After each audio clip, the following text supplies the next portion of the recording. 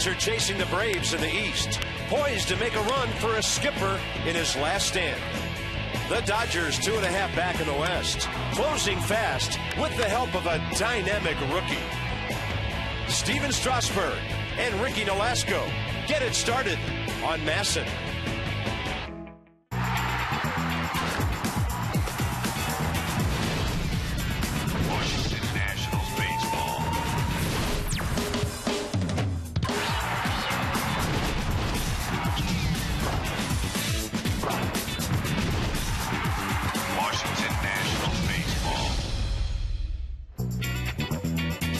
All-Star break is over. No more fun, no more home run derby stuff. It's for real the rest of the way. 67 games to go. The Nats are 6 back of the Braves. And by the way, they're 27-18 at home and have an 11-game, 10-day homestand starting right now. I'm Bob, FP, along in a moment. First of all, this wild card scenario where two teams make it like last year when Atlanta and St. Louis made it, well, to equal what the Braves do, the Nats would have to go 46-21. To do what St. Louis did, they'd have to go 40-27.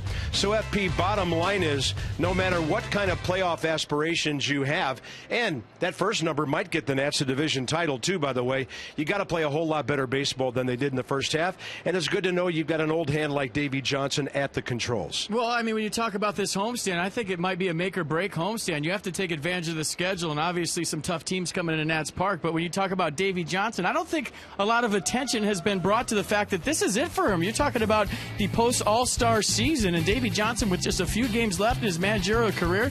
And I said this the other day on Twitter, maybe the troops rally around Davey and do it for Davey. Hey, do it for somebody, and that's a guy who's been there, done that himself in the month of October. Now, Steven Strasburg coming off a really rough outing a week ago tonight down in Miami. He should have a lot of bullets ready for this one tonight. Yeah, just fired 66 of them last time out against the Fish, so you'd look for a big bounce back from the Nats' big right-hander today here at Nats Park. Warm day.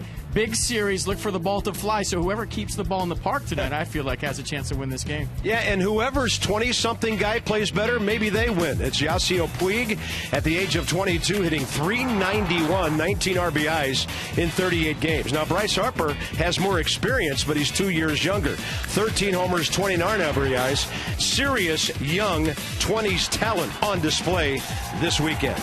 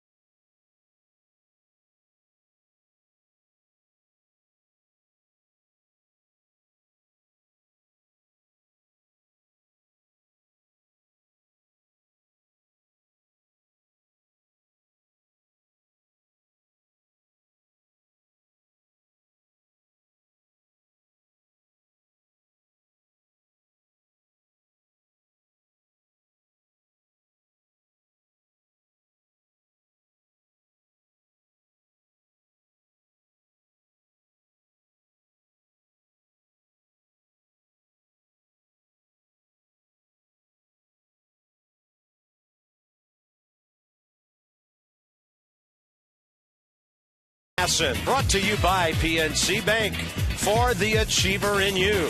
By Outback Steakhouse, it's always fresh in the Outback. and by your local BMW Center. It has been a sizzler in D.C.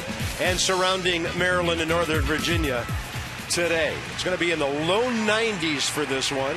Very muggy. Train celebrating its 100th anniversary by offering irresistible financing. It's hard to stop a train, really hard. So it feels like 103 with that humidity way up there on a 93-degree evening. Waiting for the Nats to take the field. Steven Strasburg, number 3 ERA at home in Major League Baseball. As far as the guys at home, only Fernandez of Miami and Corbin of Arizona are any better.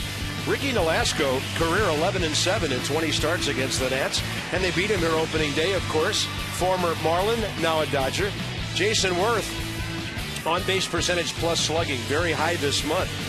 He'll have to work to do that tonight. He's 4 for 34 career against Ricky Nolasco. And an all-star is on his way to left field tonight. Bryce Harper leading the Nats onto the field for their 96th game of the year.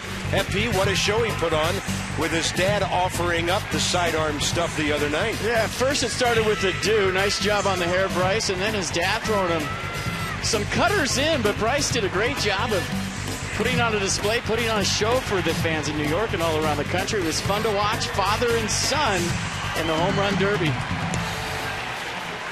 Very nice. Bryce Harper led off at Miami on Sunday, had a double and a walk in 6 plate appearances. Tonight he bats cleanup for the first time, and he's 9 for 20 career against Ricky Nolasco. Here come the Dodgers hitting .261. They're 4th in average, 12th in runs, and 13th in home runs. Yasiel Puig getting a lot of attention. First 151 ABs in the major leagues, 59 hits, 8 of them home runs, and 19 RBIs. Other than him, their personnel and their lineup not changing hardly at all from the one the Nationals saw on the West Coast out in the 3rd week of May. So Strasburg, 2 career starts against the Dodgers, no decision, but the ERA is sparkling 0.75. Yeah, last time out against Miami before the break was staked a 3-run lead, but the Fish answered with 5 in the bottom of the first. All in all, allowed 7 runs on 5 hits, 4 walks, and just 2 innings, 66 pitches, 33 of those for strikes. So fastball curve change. Fastball this year averaging 95 miles an hour. Set the defense behind Steven Strasburg for the Nats tonight. Harper, Span, Worth your outfield. Desmond, Zimmerman the left side. Rendon, Chad Tracy getting the start at first. Wilson Ramos behind the dish. Adam LaRoche sick with the flu today, and Chad Tracy gets a start at first, and Jason Worth in right.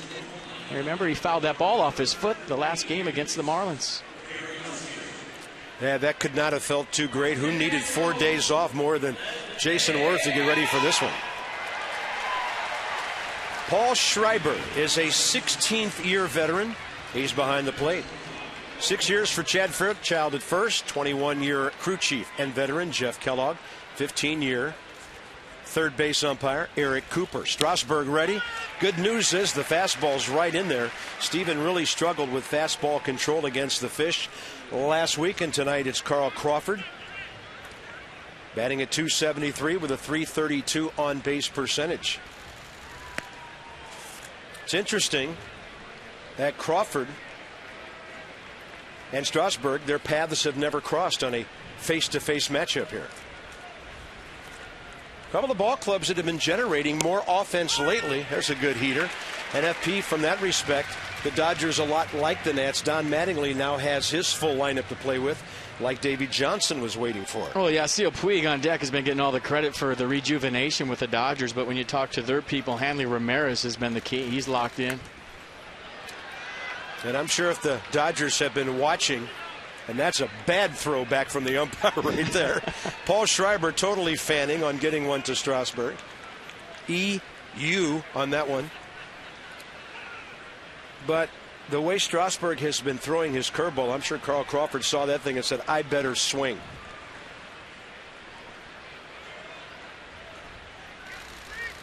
Fastball rides up and away and a foul.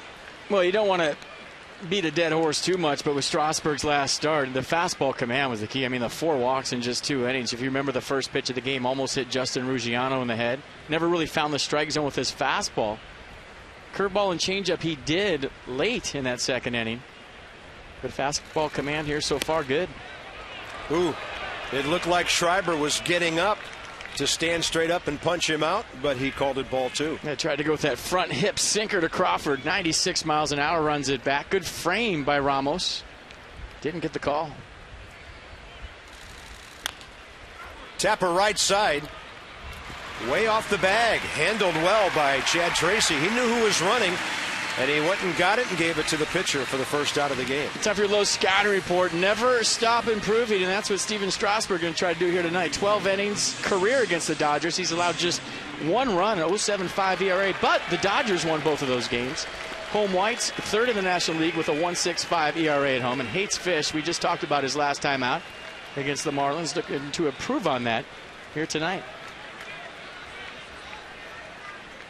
Braves, by the way, are in Chicago to play the White Sox tonight, interleague play, behind Tim Hudson, who's 6-7. John Danks going for the White Sox.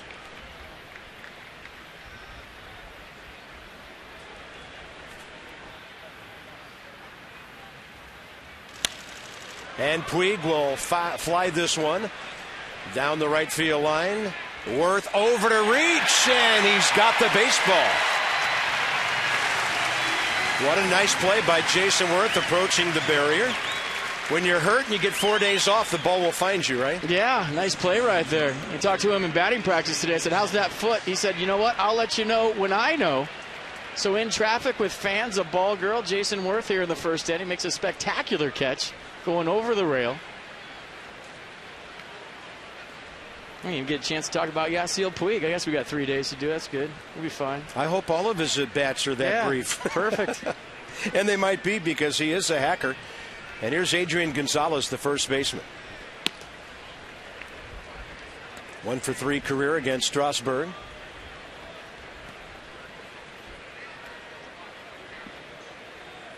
Checking in at 297 with 14 home runs, and he's in the top 9 in the league with 59 RBIs. That one launched off to the left side. The count's 1-1. So the Nats are 6 back of the Braves, a half game up on the Phillies, who open a series at New York tonight. Kyle Kendrick and Jeremy Hefner.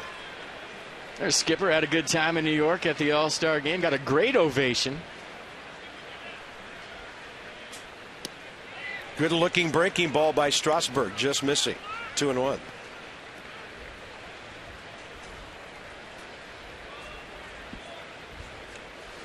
Dodgers just 2.5 back of Arizona. They're right at the 500 mark. And a ball drilled to center. Denard Span took about a 3-step charge and then decided to pull up and take it on a hop.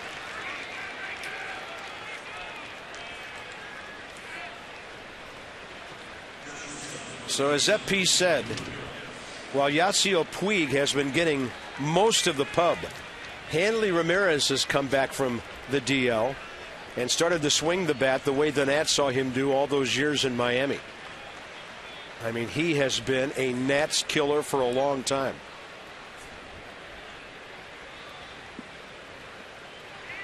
Oh, you had a bunch of journeyman backup guys filling in for Ramirez, and nothing wrong with that per se. But when you talk about adding a Yasiel Puig and Hanley Ramirez back to your lineup, a couple of 400 hitters, now all of a sudden you're getting 12 hits a game, scoring 6 runs a game, to where it was probably half of that before you got these guys back in the lineup.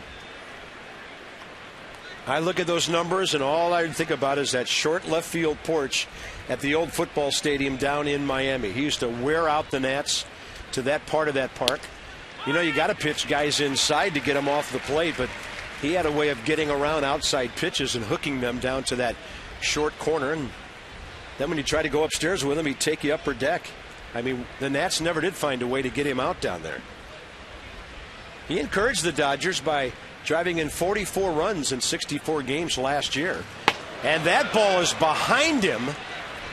It hits off the backstop and down to second base, Adrian Gonzalez. Steven Strasburg kind of looking at his fingertips after that one. Well, he wiped his hand on his leg. Obviously, the ball got away from him. Very humid, hot night here. Ball squirts out of Strasburg's hand. I guess you could say that ball was outside of Hanley Ramirez. I'll wake you up. He's on a 4-game hitting streak, 6 out of 15.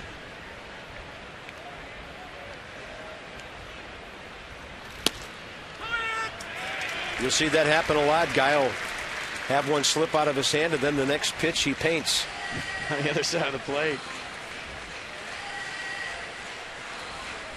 So a runner at second base, a 2-2 count to Hanley Ramirez, who's driven in 25 runs.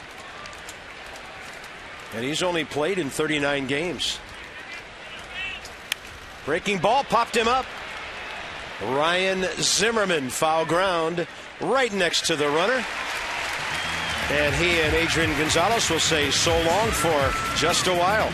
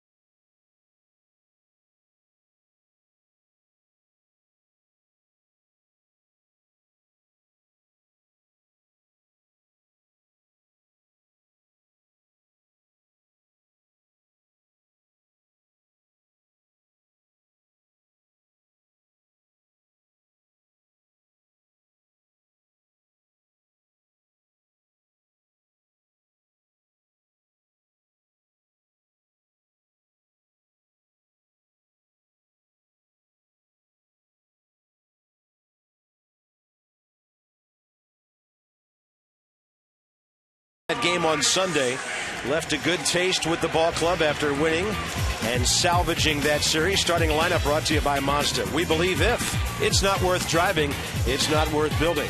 So Bryce Harper, as we mentioned right before first pitch, clean up for the Nats. First time in his career. Adam LaRoche is out with the flu tonight. And right now, it's Span and Rendon up at the top of that lineup after Denard hit down lower in Miami. Ricky Nolasco, 23rd appearance, 21st start career against the Nats. 3.66 ERA, a record of 11-7, and of course Washington on a couple of Harper home runs beat him here opening day. Yeah, last time out on July 14th against the Rockies, he received a 9-6 loss, gave up 3 runs on 8 hits in just 5 innings of work, struck out 4, walked 3 through 82 pitches, 50 of those for strikes. So fastball, slider, curveball split is what the Nats will see from Nolasco here tonight. This is his 3rd start as a Dodger. He's 1-1 with a 3 ERA. Denard Span takes a fastball upstairs. He's 0 for 3 against Ricky Nolasco career. And this is a bat that needs to generate lots of base hits now that we're beyond the break. 2-0.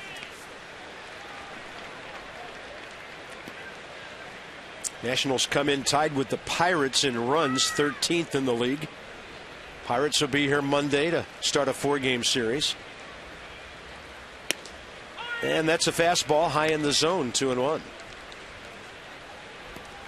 Well, Denard Span hitting 7th the other day in South Florida, had that big game. I think Davey Johnson liked the lineup he threw out there, but because Adam LaRoche is sick today, went back with Denard Span at the top of the order. That's a good check swing. Count goes to 3-1. Well, you and I talked about this both during the game and then just a few minutes before this one. That double he hit in the 10th inning on Sunday, probably the best bolt we've seen from Denard as a Nationals hitter. Off the wall in Miami, a home run just about anywhere else.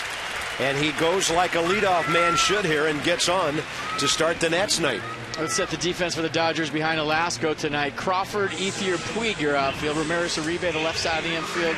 Mark Ellis and Adrian Gonzalez, the right side, and A.J. Ellis behind the dish. There he is, Yasiel Puig, the young phenom from the Dodgers.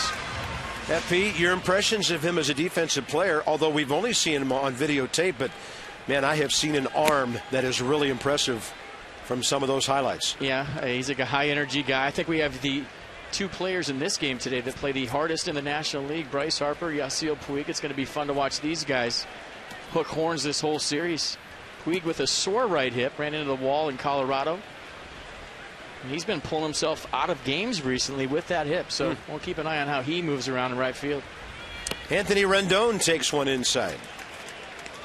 So he comes out of the All-Star break hitting .301.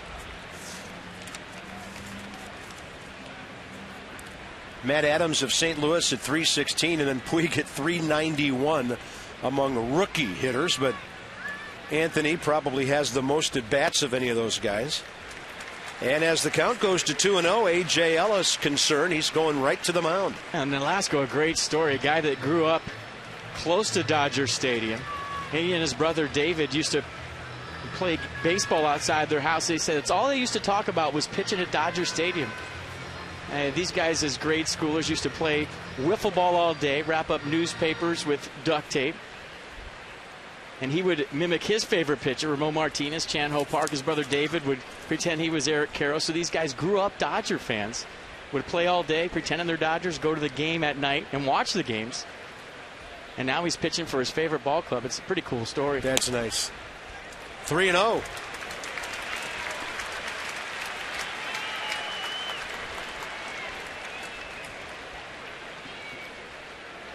Zimmerman, Harper, Worth, the next three hitters. You would think Rendon's taken all the way here, and that was a borderline strike. Anthony has walked 13 times, struck out 32 times,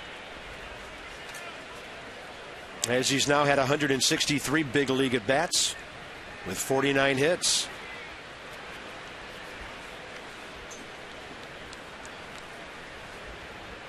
Checked in with a couple of doubles on Sunday, one for an RBI.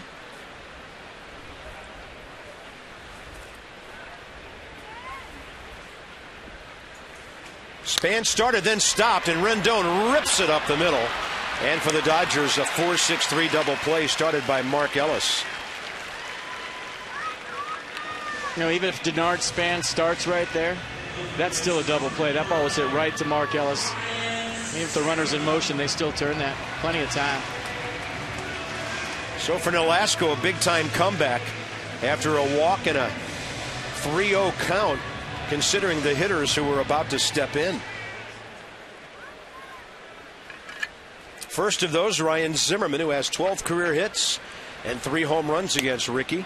That one will cut its way to the outside edge.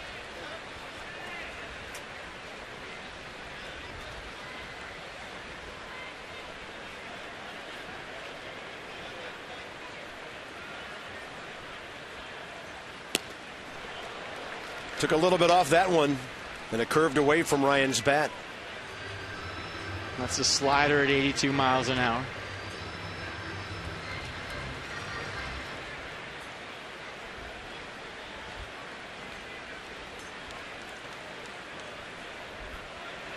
And Nolasco back off the full windup, just showing one way out there. Dodger pitching staff right behind the Nats.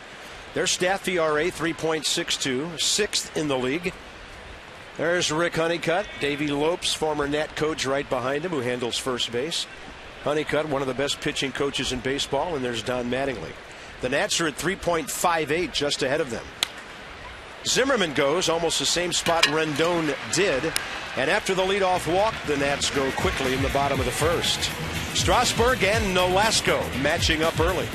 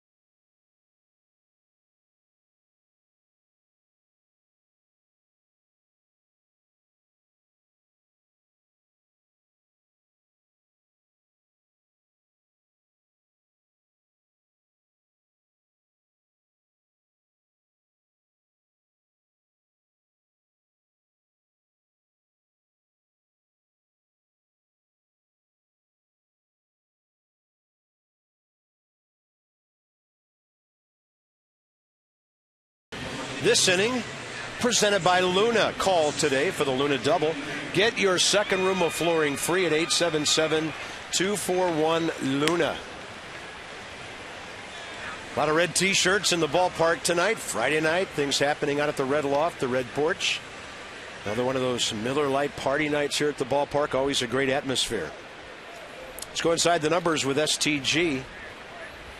Guys with the lowest ERA and no winning records. Jeremy Hefner just got hit by the Phillies for 2 in the first. 3 now. And, of course, Strasburg and Nolasco. Tonight's starters both on that list. They would love to get off that list.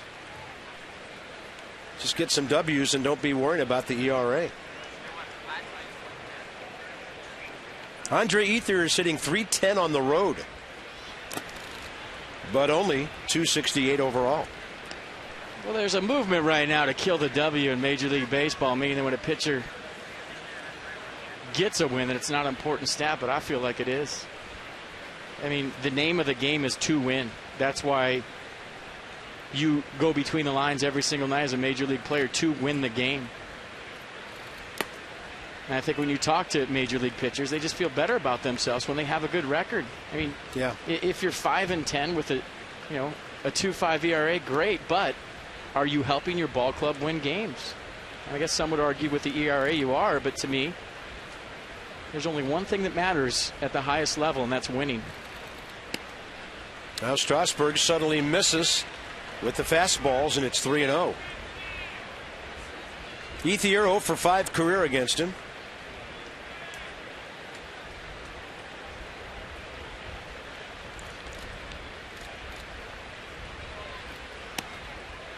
That was interesting. On a 3-0 pitch, Ramos did not set the target right down the middle. It was kind of off the plate away, and Steven missed up and away. Nissan will track it. Watch the target. Hey, you usually set up right down Broadway and let that two-seamer work for you. Maybe they're thinking that Ethier is a green light guy, and they were trying to hit a spot in a 3-0 count. That'll bring in the catcher, A.J. Ellis. He's done a nice job for the Dodgers. Last 3 years, 278, 271, 270, and this year at 262.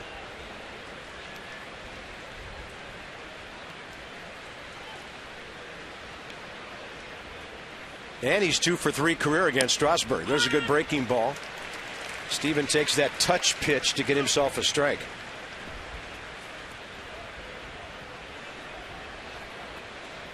A.J. Ellis does not like Dodger Stadium. Yeah, kind of like Andre Ethier. Hey, that's a tough place to hit, I'll tell you what. Playing there for a year at night, that marine layer comes in, ball doesn't travel. That ball's traveling right to Desmond. It climbed up his arm, and then he gave it to Rendon with plenty of time to turn the 6-4-3. I give Steven Strasburg credit. After a leadoff walk to Ethier, a 4-pitch job, gets right back in the strike zone, gets a ground ball to Ian Desmond. A little bobble there, but with A.J. Ellis, the opposing catcher, running, lots of time to watch Anthony Rendon turn this 6-4-3 double play. A little bobble here, no panic. Keep your eye on the ball, Ian. That is a nice job of staying with the play. Yeah, he grabbed some jersey along with the baseball there. Bases empty, 2 outs, just like Nolasco did after the leadoff walk to Span, and here's Juan Uribe. That's going to be a bouncer that'll go right up the middle. Some of the Dodger guys told me before the game that Juan Uribe is using the middle of the field and hitting the ball the best he has in his 3rd year as a Dodger. Monday against the Pirates. It's $1 Monday. You get $1 hot dogs, $1 peanuts, and $1 popcorn at select concession stands until the start of the 6th inning or while supplies last. Some tickets are just $10.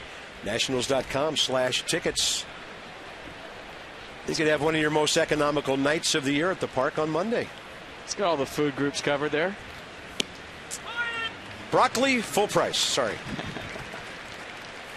Mark Ellis is second baseman. And this is a guy who usually bats a lot higher up in the lineup. The Dodgers have more guns at the top of the lineup than they did a couple of months ago. Ellis will hit one well to left. 2 on, 2 out.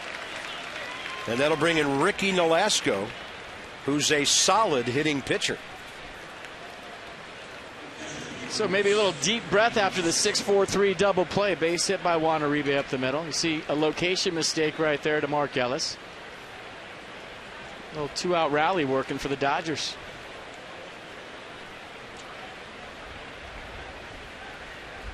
Uribe ahead of Ellis, and here's Ricky Nolasco. 5 hits and RBI this year.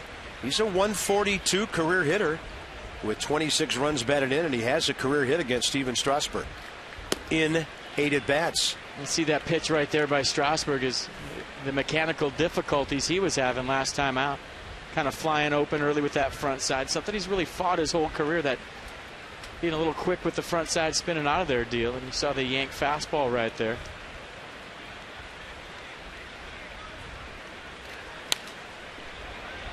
.94 in a good location.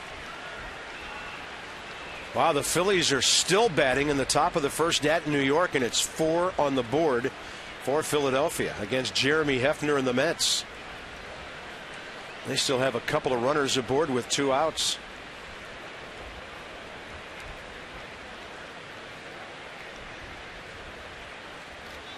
And a 1-1 right in there. Pretty good tail action to the inside half. A good 2-seamer here from Strasburg. Started on the outer half, running all the way back to the inner half. Wow. That looked like a cutter from a left-hander.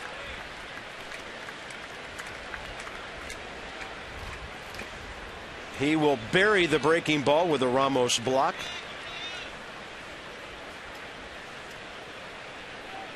Well, the Phillies trying to make a statement that this is not a 2-team race. They're right at the 500 mark, and they're in New York for the weekend. 2-2 and the inning's over. Strasburg overmatches his opponent. First strikeout. Bryce Harper, first time as a cleanup man, but he'll be leading off.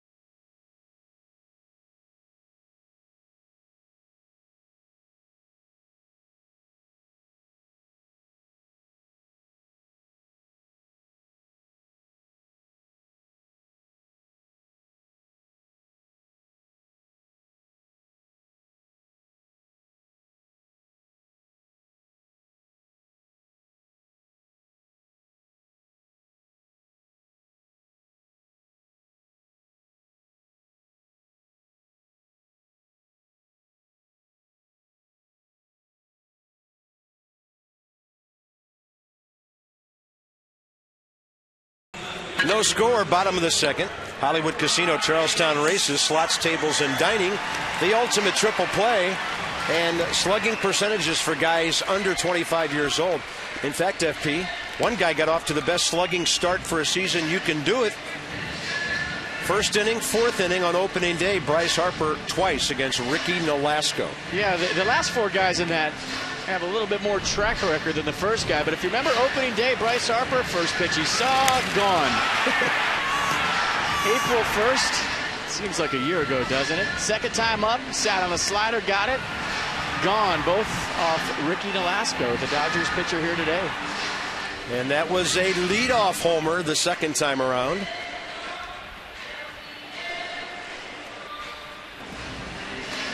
So Bryce, 9 for 20 career against Nolasco.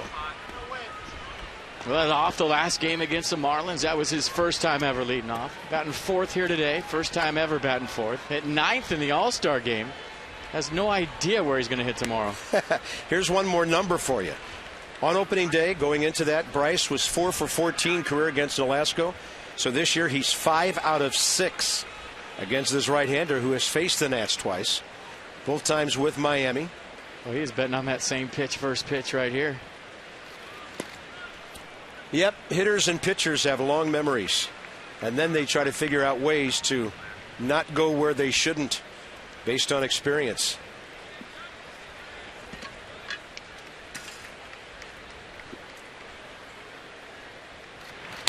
Off speed it appeared. Hammered into the right field corner. Bryce is thinking 3 until they stop him. Yasiel Puig is up with it. And Bryce Harper is 6 for 7 this year against Ricky Nolasco. Yeah, all to the pull side. He keeps trying him on the inside. Bryce Harper keeps dropping that barrel on the baseball. And you see the pitch right here. Just a split, it looks like, tumbling away. Bryce Harper catches it out front, pulls it down the corner. Puig does a nice job of cutting this ball off and holding Bryce Harper to a leadoff double here in the second inning. In the post All-Star break version, there goes a no-hitter.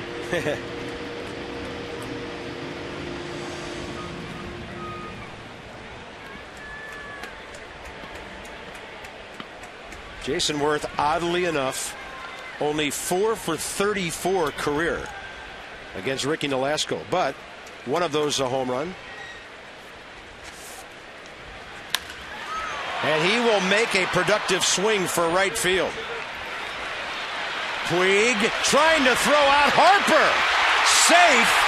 And Juan Uribe thought he tagged Bryce, maybe on the back of the leg or the foot on the way by. Unbelievable throw. Well, we said we were going to see two of the most exciting young players in the National League here tonight. And in the second inning at Nats Park, they go head-to-head. Bryce Harper tagging up on a deep fly ball to right. And what an arm by Puig. And from the naked eye, it looked like they might have got Harper. Slide into third base. Don Mattingly thinks so. And right now he's arguing with Eric Cooper. But what a throw from Puig. And I thought this might be close. You want to see a great arm? Here it is. Watch this throw. If Bryce Harper could turn around and watch, he'd appreciate it. But right on the money. Did he get him on the leg before his hand hit the bag? This shot should show you, yes or no. Ankle? Yes, they got him. And the Nats catch a big break with the tag on Bryce Harper's calf just before his hand hit. And you look at the reaction from Nolasco and the Dodgers dugout. They saw what we saw in the replay. But, as we always say, Eric Cooper had one chance at full speed. Desmond a chance for his 50th RBI now. I mean, the only other guy that I can think of that's playing right now is Bryce Harper, that makes that play that close at third base with his arm. Unbelievable throw. The only right fielder I can think of, and that might have even been too deep for him, is Jeff Francoeur, who had one of the great arms in this league and has moved on to the American League.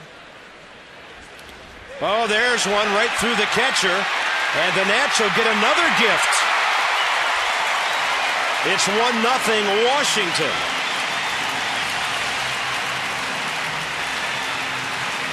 Well, if you're a Nats fan right now, that's a nice way to start the post-All-Star break season. Getting a couple of breaks, a call goes your way, a wild pitch, puts you on the board 1-0. Way too early to tell, but that'll make you think about how the second half of the season might go. Right there, little ball in the dirt, gets past Ellis. And the Nats get a break, lead this 1-0. FP calling Omen here on Friday night. Yeah, why not? And Desmond will go deep to left center. This ball is up against the wall in that deep corner. Desmond will stop at second base with another double. His 42nd extra base hit of the year. And for Ian, in the deepest part of left center, that'll be double number 25. By the way, give Jason Worth a lot of credit for getting Bryce Harper over with nobody out on that fly ball to right. Kind of lost in the shuffle of the Puig throw. But how about Ian Desmond right here? I thought on a warm night this ball had a chance. Good effort right there by Ethier, but in the deepest part of the park, right in that little nook right there. Ian Desmond drops his 25th double of the year. Next up is Chad Tracy.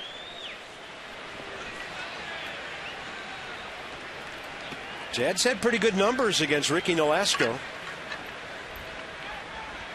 And a throw into the shortstop. Hanley Ramirez getting in behind another shortstop. McCarr, we showed it in the open, and I've seen a number of beat writers talking about what the Nats have to do record-wise post All-Star break. And I talked to Davey Johnson about this today. It's about winning one game. As a player, you can't sit here and go, well, if they go 42, just take care of what you can control on a daily basis, and that's winning one game. They're going to try it again. That throw off to the right field side. I think Ricky Nolasco's hoping for a close play and a makeup call. Yeah, good call. Runner at second base, one out. Although Ramirez does play up the middle quite a bit for Chad Tracy, who's 4 for 12 career with a walk against this right-hander.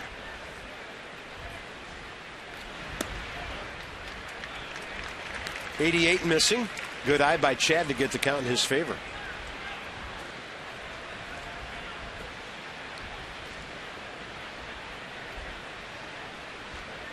.13 hits on the year, producing 6 RBIs. 3 of them home runs.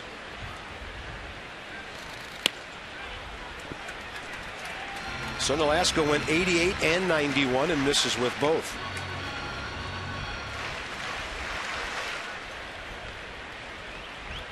Career record 82 and 73 for this now 30-year-old right-hander. Ratio not good on the control numbers. High strike, 2-1. First inning, he threw 14 pitches, only 6 were strikes. Now Chad Tracy's unhappy. Mercedes-Benz will track it. Well, Chad Tracy is unhappy because he thinks it's out of the zone. But if Ricky Nolasco lives up there tonight, he's going to be in trouble because the ball's flying. You don't want your two-seam fastball that high.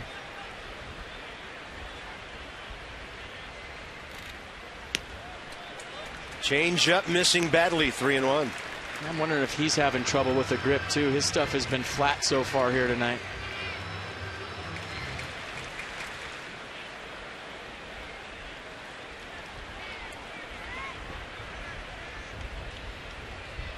Six and 9 overall with a 3.76 ERA, 21st start.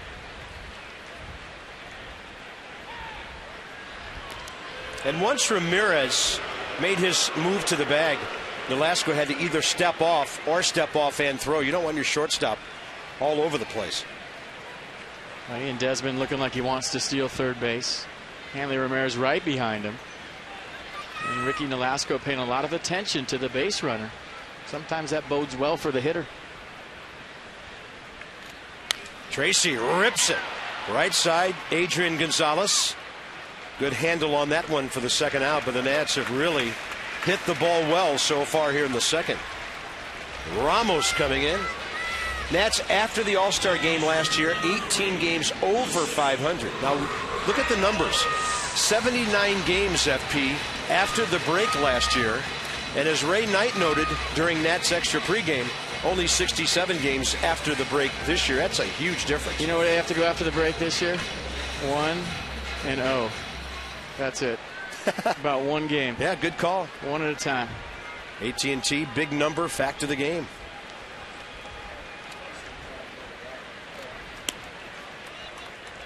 Ramos in 9 games since coming back. 12 hits, 2 of them homers, 11 RBIs. You know, Carp, that's a ball player's perspective too. If as a hitter you say, well, if I go 10 for my next 22, I'll be hitting this. You drive yourself nuts. Yeah, then you're going to go 2 for 22. That ball squirting its way down the right field side, and Gonzalez has it.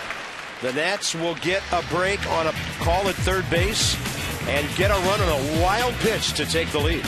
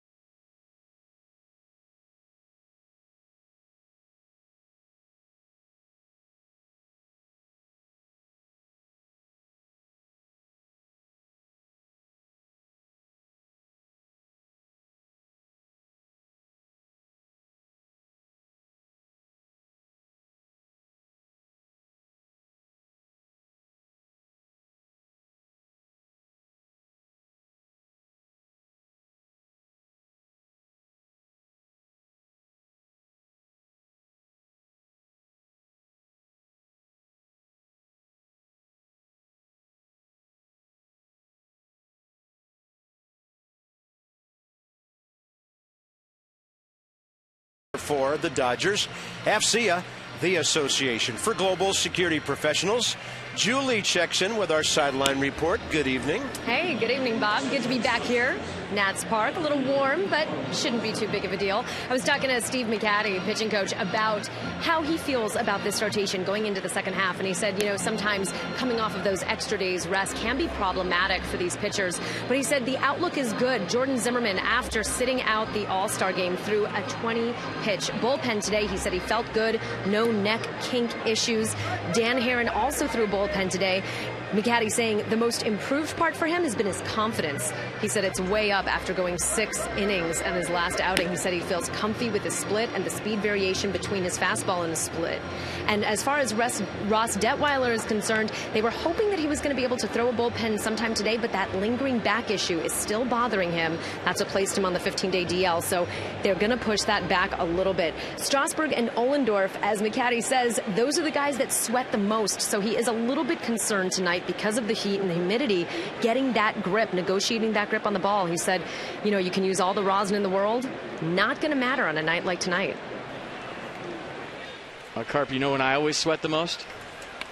When it's time to put on that really nice shirt and that tie? No, when I wear a jacket down in the dugout and do a sideline report in a jacket. Julie is a cool customer. She is. Going with the code tonight. And by the way, there's no doubt the Nats need more out of the 4 and 5 spots in this rotation than they've been getting. We know guys are chomping at the bit to do that. Dan Herron's last start, as Julie noted, certainly an encouraging sign. And Taylor Jordan's going to get that first win sometime, the way he's been pitching. Well, we got the big three against the Dodgers this weekend, and they've got their big three going too. We'll see Zach Greinke and Clayton Kershaw later in this series. It's almost like the first series of the season. All the pitching's reset. The aces are throwing, and that's strikeout number 2. I don't think we can see this throw enough, really. I mean, it's all over the internet already. Jason Wood does a nice job of hitting this ball deep enough to advance Bryce Harper, but look at the throw by Puig, right on the money. Good tag by Uribe. And the only question was, did Bryce Harper's hand get in there before the tag was put on by Juan Uribe? If Bryce brushed that bag with the right hand, which was the first one to go by, might have been safe, but it kind of looked like he didn't get the bag until the left hand got there. The truck is telling me 3.1 seconds from the time the ball hit Puig's glove till it hit Juan Uribe's glove at third base. You know, you don't want to hype these things too much ahead of time. But before, when we were talking about these guys before the game, I was wondering, I wonder which one will be the first one to throw the other guy out on the bases. Yeah. You know they're both itching to do something like that, and Puig almost pulled it off. That was a great breaking ball by Strasburg. Now he gives him the changeup. You know what it reminded me of, Carp? In 2001 when a young Ichiro Suzuki threw out Terrence Long at third base for the Oakland A's in Oakland. Nice changeup by Strasburg. 2 guys who could fly and do some things in the outfield. 1 ball and 2 strikes to Puig, who fouled out to Werf. First pitch he saw. Strasburg will throw him back-to-back changeups and miss low. 2-2.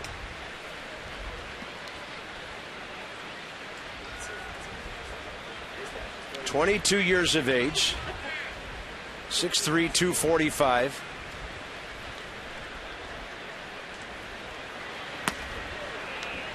And when you look at his resume, he hasn't played that much professional baseball. A grand total of 23 games last year at Single-A after signing with the Dodgers in June. He really hadn't played that many full seasons down in Cuba. 1 year he didn't play at all. Nice breaking ball, and he got the foul ball tapper. Well, he's learning, Carp, and I think you make a great point right there by showing the lack of experience when you talk about Puig, that, you know, hasn't been talking to the media, has been shutting down the Spanish-speaking media. You know, kind of walking past everybody, and I think it's been such a learning curve for him and a learning process that maybe he's overwhelmed right now. But hey, that's showbiz, man. You play in LA and you're doing this good, you're going to have to deal with the media. Late swing, a defensive swing. He didn't play, and down there, their season kind of spans the winter, so they call it the 2009 and 10 season. And he also didn't play in the 11-12 season. In between, the year in between, he hit .330. And then in the playoffs, he hit 370. So you could see things, but nothing of a long track record.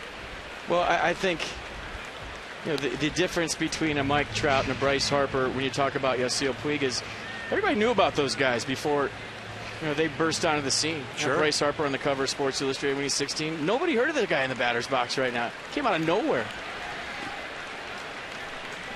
3-2 pitch. Strasburg strikes him out with 97. And for Steven, 3 consecutive swinging Ks. Mercedes-Benz will track it. Yeah, good battle right here between Puig, Steven Strasburg. Little 97 Taylor right there. On a 3-2 pitch, Strasburg wins the fight. See the swing of Puig, just a hair tardy, as a lot of hitters would be on 97. Adrian Gonzalez with a base hit up the middle first time. It was a line drive, a clean single up the middle. That Denard Span played on the hop. Gonzalez thus getting his batting average up to 299.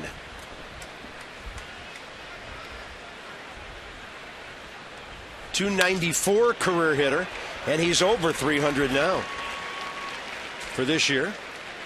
And the Dodgers have their 4th base hit out of their first 12 batters with a walk. If the Nats win and win big, 7 runs or more, everybody wins. The Nats 50 promo code is what you use online at papajohns.com after that happens. Valid at participating locations, D.C., Maryland, and Northern Virginia.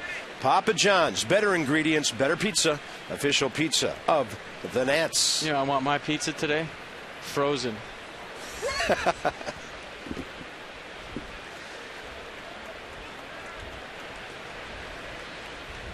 Words I never thought I'd hear an Italian mutter. That ball is really well hit by Ramirez, and it's out of here. Hanley Ramirez. That was an absolute rocket to right center. Where that goes over the scoreboard, that's about 388 to 90 feet away from home plate, plus the elevation. 2-1 LA. Well, you watch Hanley Ramirez in batting practice today. This is exactly where he was hitting home runs, to right center field. And don't think that he didn't walk in here and say, hey, I played here with the Marlins. I know on a warm day that's the runway here at Nats Park, right center field. I can't steer the baseball, but if you watch his batting practice today, he hit about 8 to 10 out right in that very spot, right center field. That one gets a wow. 10th homer given up by Strasburg this year.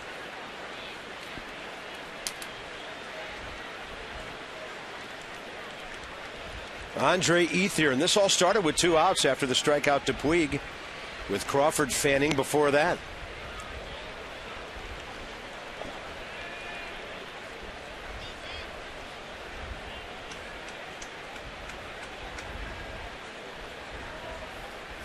Strasburg's had trouble getting that 3rd out so far here tonight. Every inning.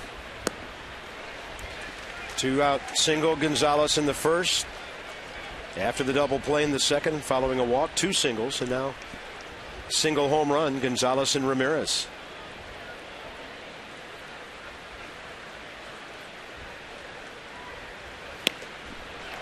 '89, an overpowering changeup, strike 2.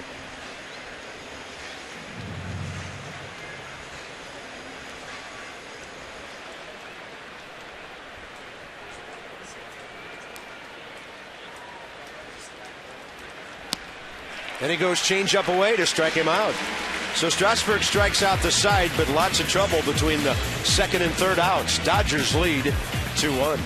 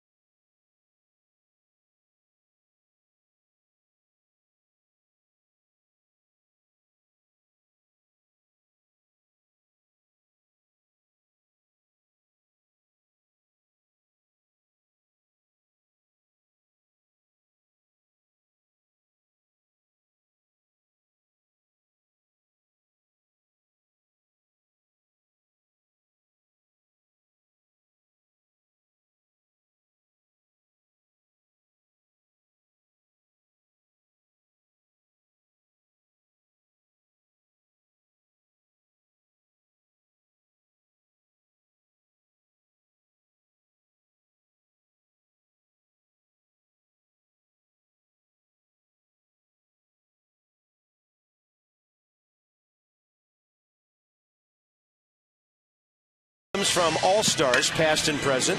Bats, game used balls, jerseys, and more from Bryce Harper and Jordan Zimmerman. And past Nats All-Stars, Desmond, Strasburg, Gio, and Ryan Zimmerman. Nationals.com auctions to check it out until Sunday, 8 p.m. Couple natted dudes on a Friday night. Banging himself in the head. I love it. Yeah. Inside the Numbers STG, and through June 30th and now in the month of July, both of these clubs warming up their offense. Boy, especially the Dodgers. They're up almost 1.4 runs per game. Strasburg, 2 for 7 career against Ricky Nolasco. Had a couple of sacrifice bunts against him on opening day. Pretty good looking breaking ball, just a little low and away. 1 ball, 1 strike. Stevens 5 for 30 with an RBI. I always wondered if you're a pitcher and you walked up there and you were eyeballing the other pitcher saying, well, my stuff's better than his stuff tonight, even though I'm down 2-1. You're getting a first-hand look at it, right? So you know what you got going on the mound. You're eyeballing his stuff in the box. And you'd think to yourself, well, I got better stuff than him tonight. Just gave up a 2-run homer and keep it right there. I got a good chance.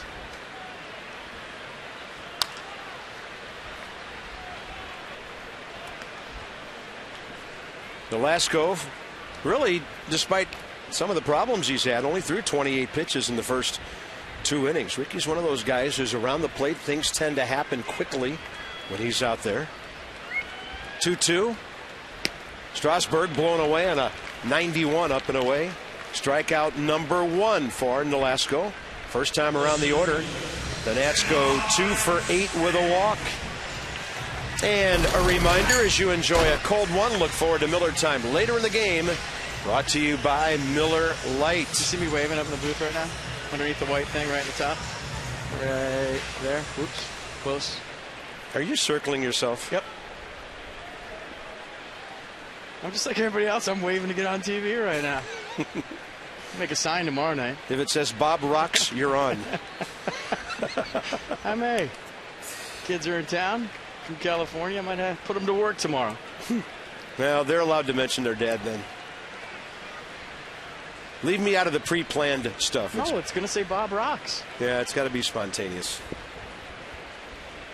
Denard Span walked to lead off the bottom of the first. Erased on a Rendon sharply hit 4-6-3 double play ball. Ricky Nolasco drops in a nice breaking ball. It's 0-2.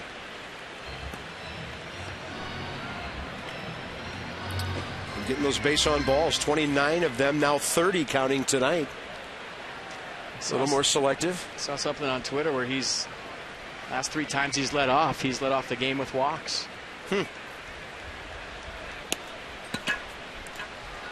Well, tonight would be one of those.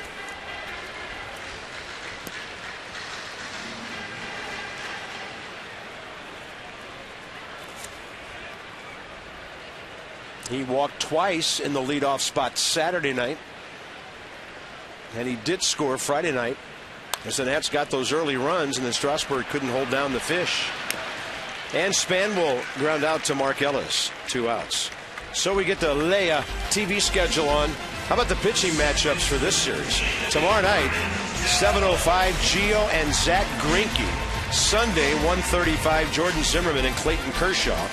And then the battling Buccos are coming. They'll play 4 here. And you're looking at 3 of them. And a reminder, next Thursday is a day game. Little Thursday matinee here. Should be nice and toasty. Starlin Marte, Andrew McCutchen, Yasiel Puig. Talk about some exciting outfielders coming to Nats Park in this homestand.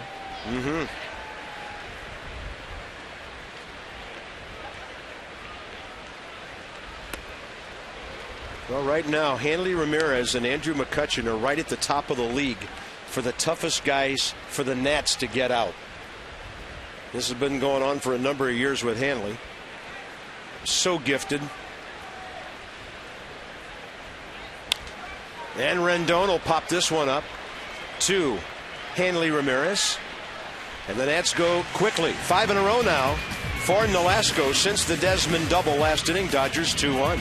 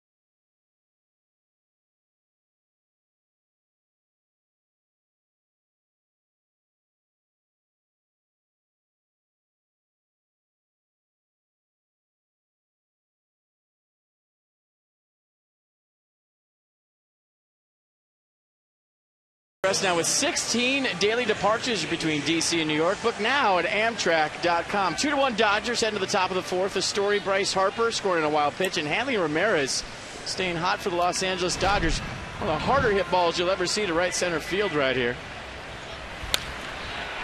Almost like a Tiger Woods knockdown 2-iron at Muirfield. Gets out of here in a heartbeat and makes it 2-1 Dodgers.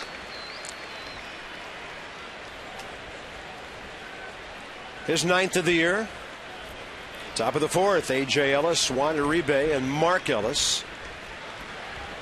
32-year-old catcher A.J. Ellis hit into that 6-4-3 double play first time.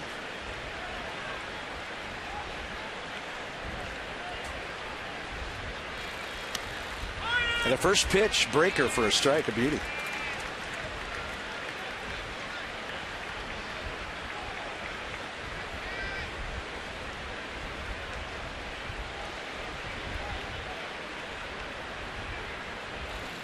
Threw him 2 breaking balls. Zimmerman!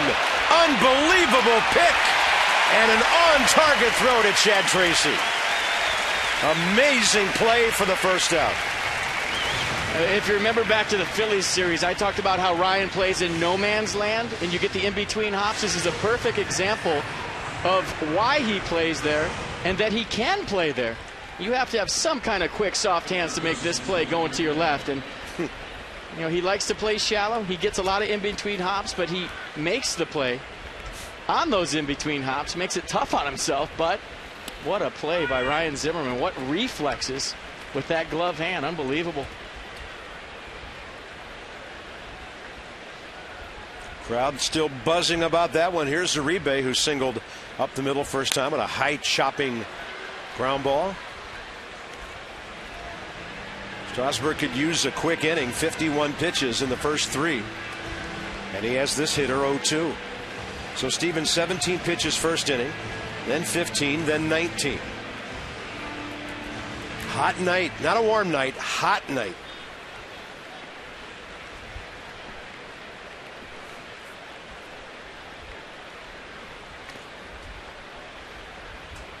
Showing some confidence in that breaking stuff tonight. We've seen him double up on the curveball and the changeup.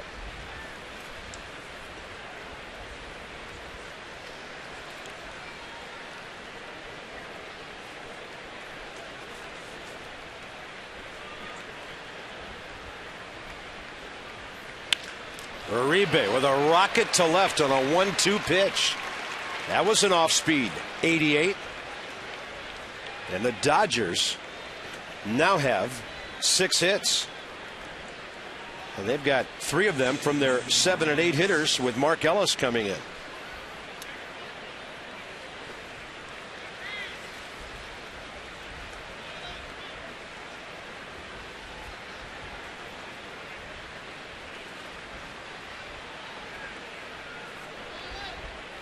He singled to left first time to put 2 men aboard before the Nolasco strikeout ended the second.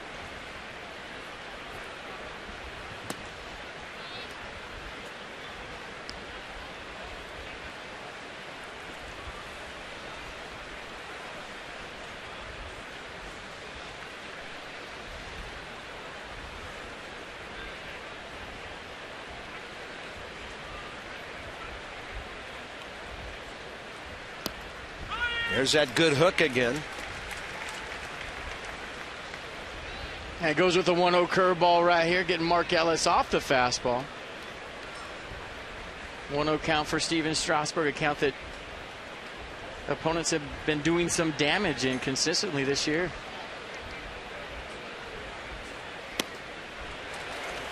No way to pull that thing. STG inside the numbers. See the 1-0 count, 272. First pitch, 285. Then 2 strikes, virtually no shot.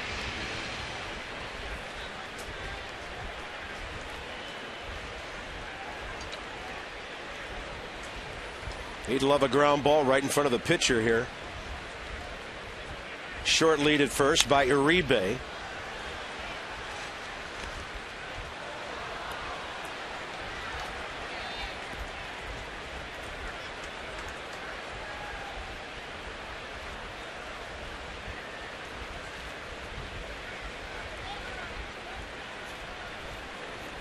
Steven Strasburg, 64th career start.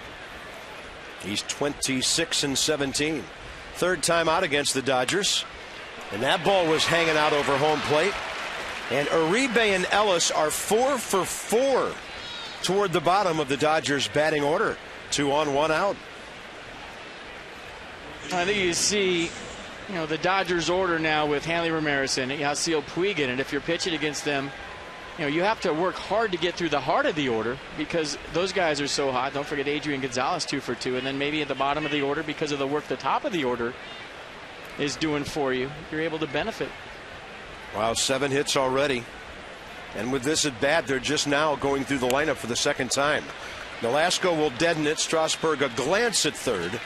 And then on to Rendon, 1-4. The sacrifice perfect.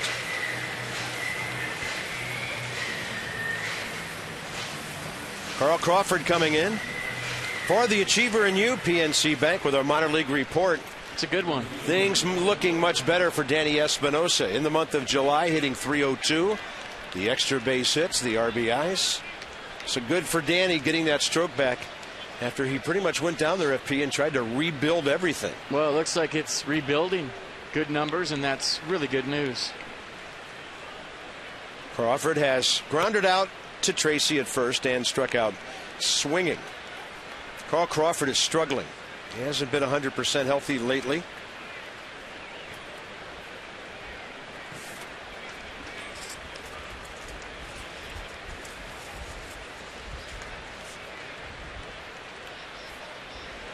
So 2 for his last 28.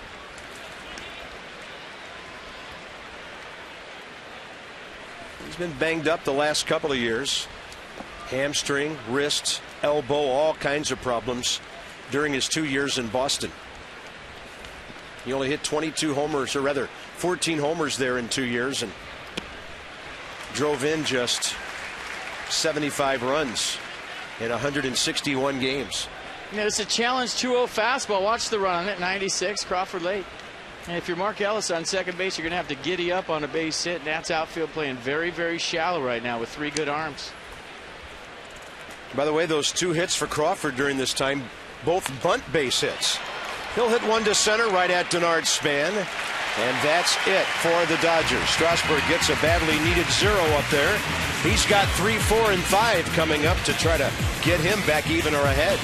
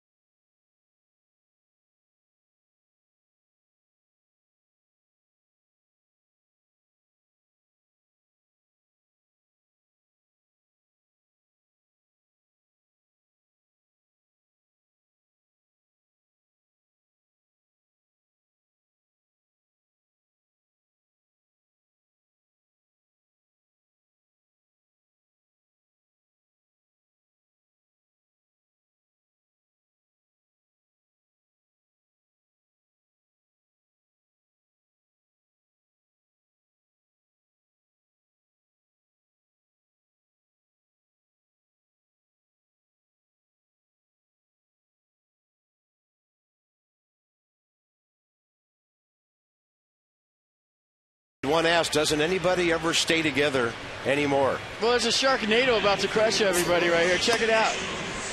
Here it comes. A tornado full of sharks takes out the presidents. And if you saw that movie, you probably wish you didn't see that movie. But there it is, Sharknado, folks.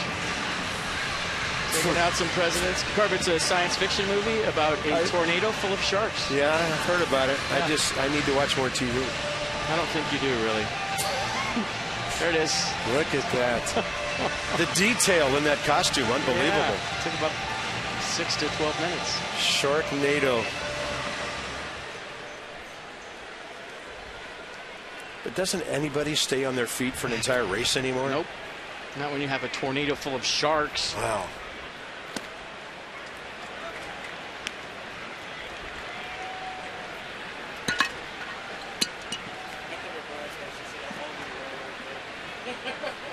Zimmerman grounded out up the middle to the second baseman, Mark Ellis, first time. Nobody's catching that one before it's on the ground. A Zimnado right up the middle. Nice. And the Nats have their third hit. Ryan came into this game 3 for his last 24. Coming right at you in the living room. Base hit up the middle. Good swing. Leadoff man aboard here in the fourth. 4. The one hitter who's dominated Ricky Nolasco this year like no other. Bryce Harper now with that double leading off the second and then scoring a run. 6 for his last 7 and 10 for 21 career against Ricky Nolasco.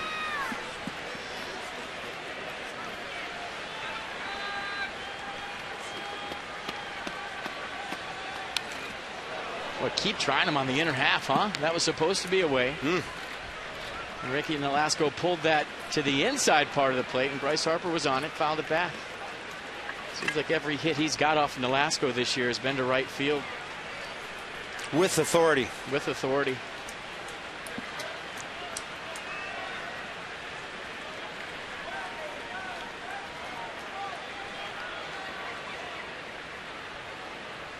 I'm sure didn't sit well with Adam LaRoche not to be feeling well enough to play tonight. He's got 16 career hits against Ricky Nolasco. So some of the other lefties picking up the slack here. Harper a double.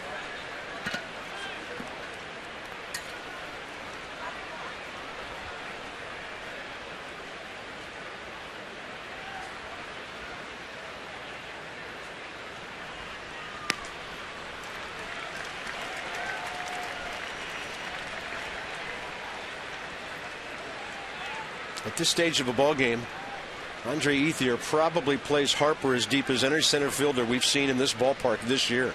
4th inning, close to a no doubles configuration out there. All 3 of them, really, for that matter.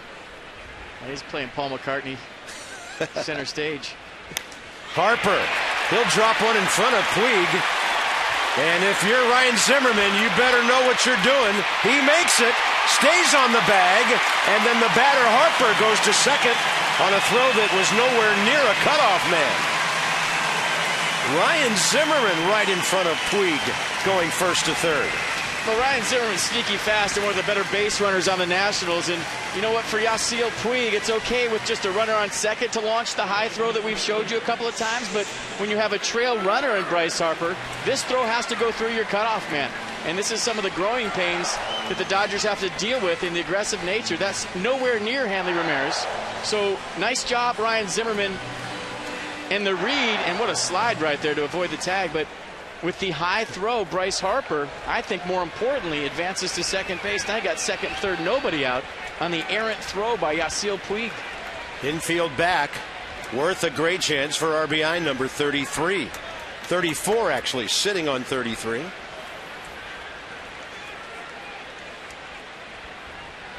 That was quite a ballet over at third base, by the way. You noted Zimmerman's slide, and then the third base umpire, Eric Cooper came flying over to get a good look at the call and tried to avoid Zimmerman. Yeah. That was something. But at the major leagues, at the highest level, that throw has to go through your shortstop's chest 99 times out of 100. Agreed.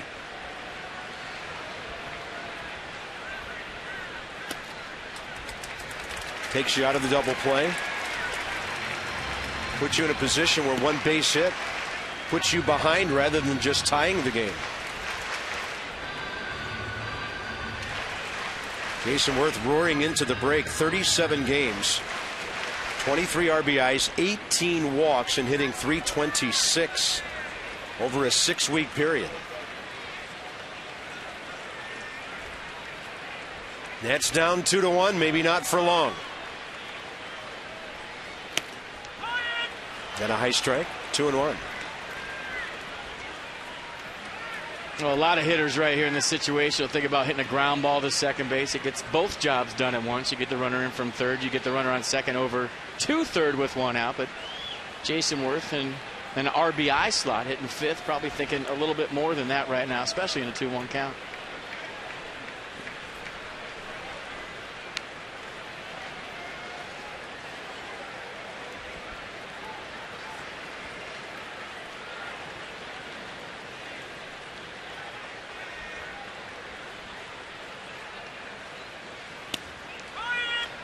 Right on the edge. Nissan will track it. Well, it looked like paint with the naked eye. Let's watch the replay. I mean, he hit a spot perfect. Pitch track has it a hair outside, but now Jason Worth's going to have to fight with 2 strikes. Yeah, he doesn't mind going that way if he puts another one out there. This man uses the field. They want to go out there, and it misses. 3-2. Well, I'll tell you what, Carp, if I'm pitching right now, I want the ball to be hit to the left side. And right now, Ricky Nolasco, everything away to Jason Worth, almost doing him a favor. If you're the Dodgers, you want Worth to pull the baseball. Yeah. Maybe hit it to Uribe and the runner stays at third, or hit it to shortstop and the trail runner stays at second. He just has to throw it over now, unless he wants to load him up. And Worth goes the other way, reaching out to poke that one. They've got Adrian Gonzalez playing about 35 feet off the line at first. In fact, he's walking over to talk to Mark Ellis about where they're positioning each other right now. And now as the count goes to 3-2, Adrian Gonzalez is about 40 feet from the bag. Payoff pitch with nobody out and runners at second and third.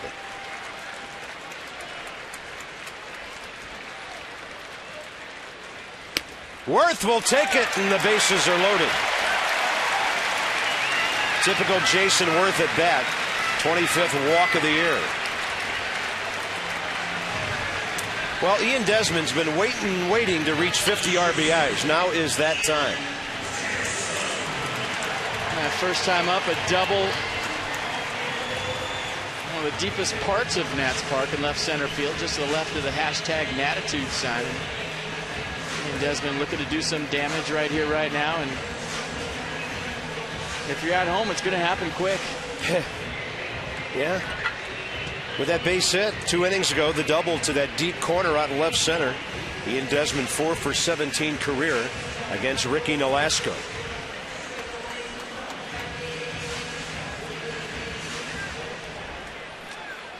Good base runners, Zimmerman, Harper, and Worth.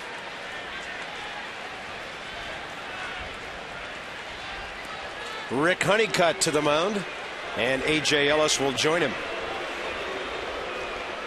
I'm sure this is going to go something like he's swinging. First pitch. Yeah. And you don't have to give in early in the count to Desmond. He's going to be aggressive. Although I will say this about Ian, in these situations, there have been times when he's more patient than with nobody on.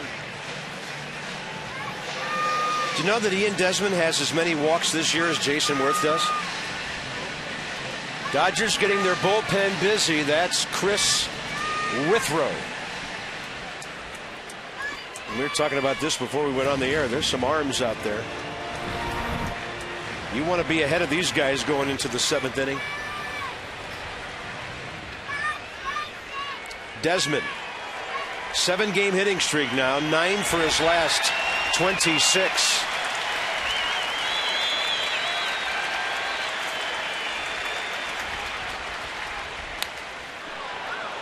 Not waiting. That was 91. Kind of under his hands.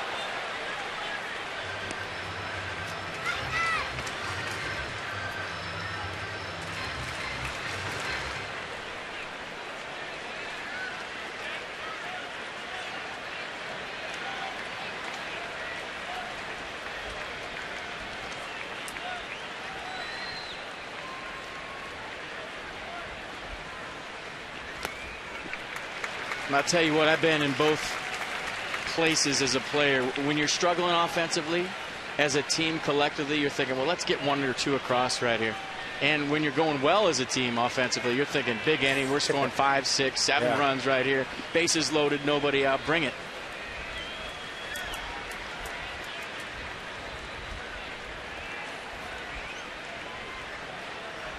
Off-speed pitch and a check swing. Uribe might come home. And they've got the force.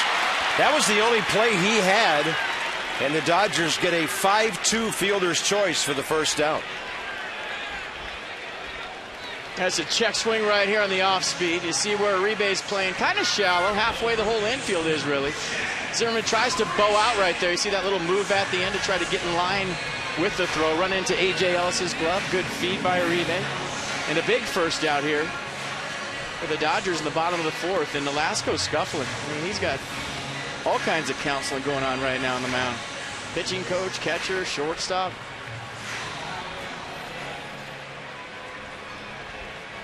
But a big first out, to say the least.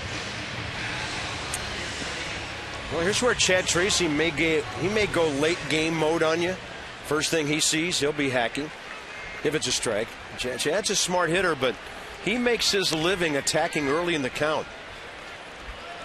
This will be interesting here in the 4th inning, down to the number 7 spot as Tracy gets a spot start. There he goes, but he pops it up. Carl Crawford. Harper. He's going to come and watch the throw, and it's too bad he didn't keep on coming. That was a horrible throw by Carl Crawford, but the runner really has no way of telling from that angle. 2 outs. Well, you do know about the shoulder problems, and you do know about the fact that Carl Crawford doesn't have a good arm, but Bryce Harper thought that was a little bit too shallow to test the arm of the Dodgers left fielder. So now it's going to take a 2-out knock by the Nats when they had bases loaded, nobody out, to score some runs. Yeah, Bryce had just stopped when the cutoff man was leaping for that throw. I wonder if his knee had anything to do with him stopping right there. And maybe some potential contact with A.J. Ellis. Now it's up to Ramos with 2 outs. Trying to save the inning. 11 RBIs his last 9 games, including that amazing show he put on the 4th of July.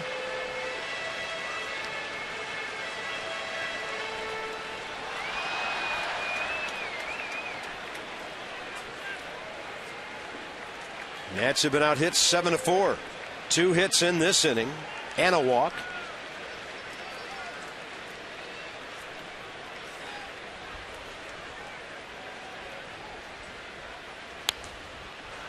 And now Nolasco is 1 pitch away from getting out of this. And there's certain times when as a hitter you're aggressive. And there's also certain times when you realize you have the opposition on the ropes. And after the Jason Worth walk, Nolasco's pitching for his life. I mean, he's huffing and puffing out there on a hot night. And you kind of let him off the hook here for the time being by being aggressive when he's pitching for his life.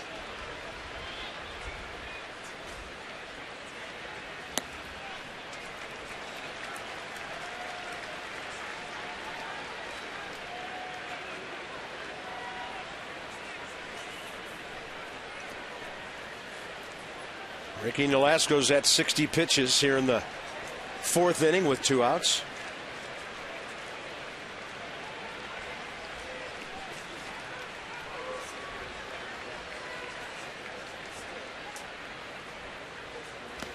Good ID on the breaking ball by Wilson Ramos. Counts back even.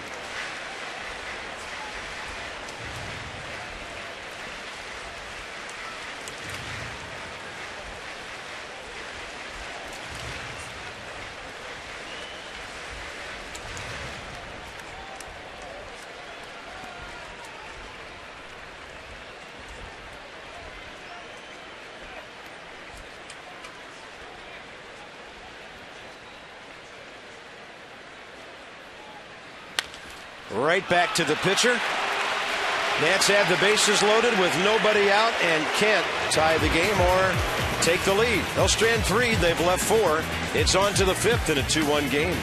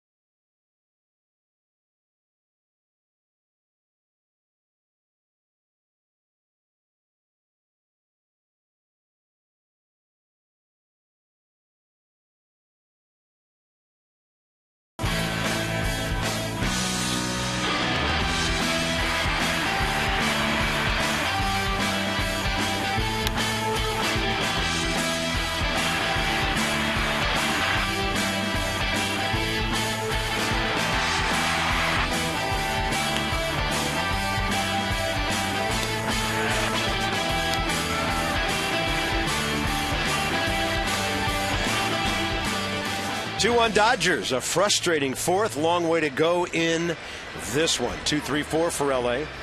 The midseason flex pack has a new look. Pick one July game, one August game, and a September game. You get a free Nationals New Era ball cap. So while supplies last, some restrictions apply. The offer ends July 27th, 8 days from today. Go to nationals.com/flex. So you've got a ticket deadline on the 28th. Mike Rizzo has a trading deadline on the 31st, along with other general managers around baseball. And man, with all the balance and all the races going on, it'll be interesting to see how much activity there is leading up to the 31st this year. There are so many teams still in their races.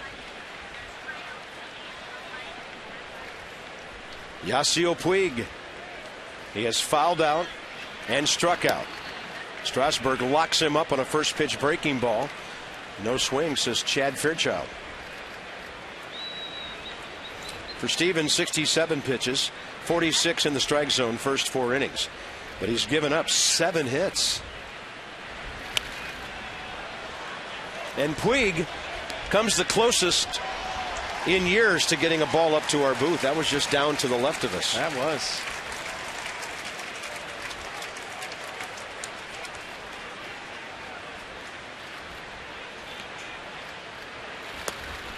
Good way to neutralize a big, strong, free swinger is with off-speed stuff, and that was a beauty. Well, the league's starting to figure out that the off-speed away might be the way to go with Yasiel Puig, and you see right here Strasburg with another curveball in the outer half, a beauty. Then he tries to bang him upstairs with a 98 fastball that misses. And the count's 2-2. Excuse me, Carp. That might have just been a show-me fastball to get back to that curveball away.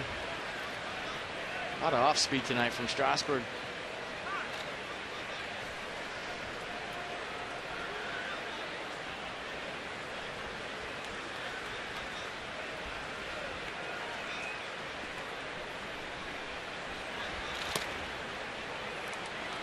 At 98, missing well outside.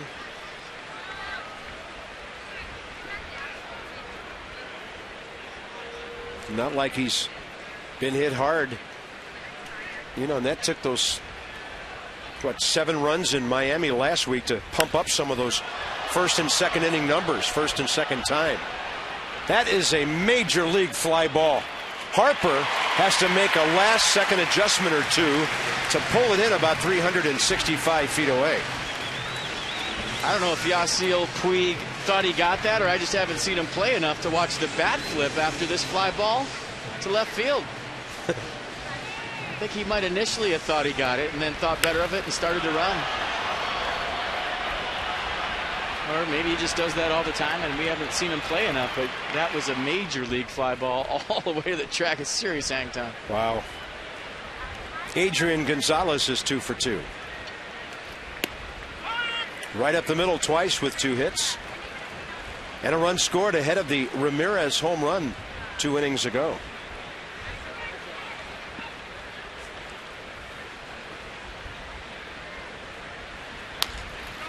That ball pulled. Easy for Chad Tracy. 2 outs.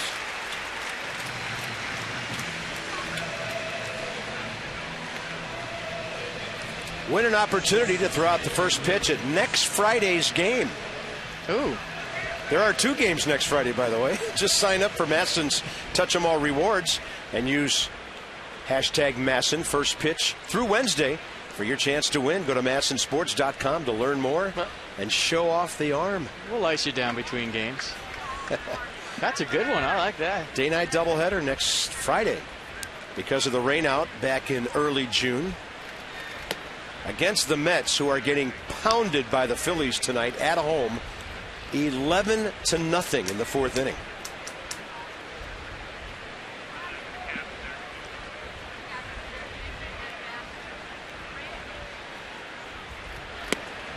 Strasburg, nice changeup, dropped on the inside corner just to change the speed on Hanley Ramirez there, who really lasered one out of here back in the 3rd to right center.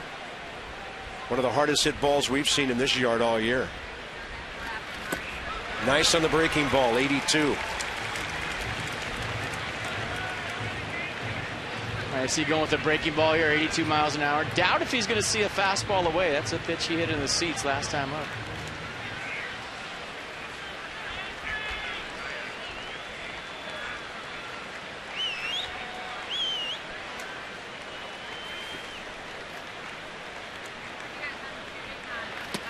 Wow, look at the movement on that change. Strasburg gets his first 1-2-3 inning of the night.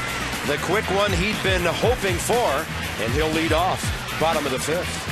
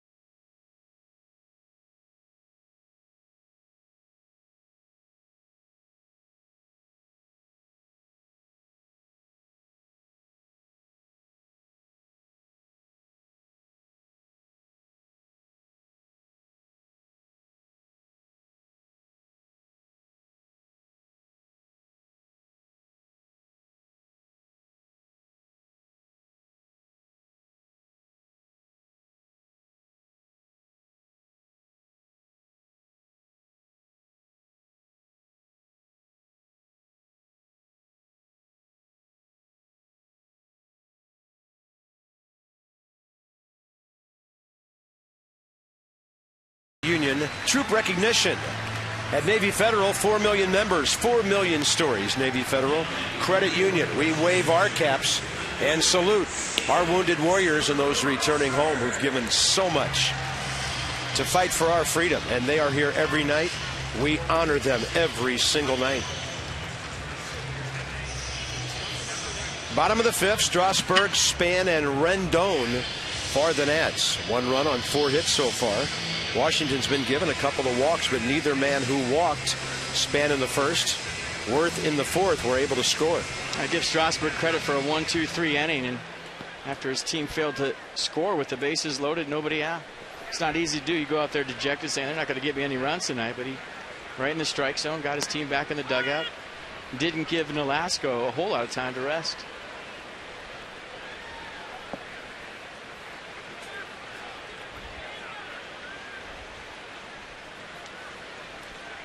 Saw first pitch breaking ball for a strike and no swing.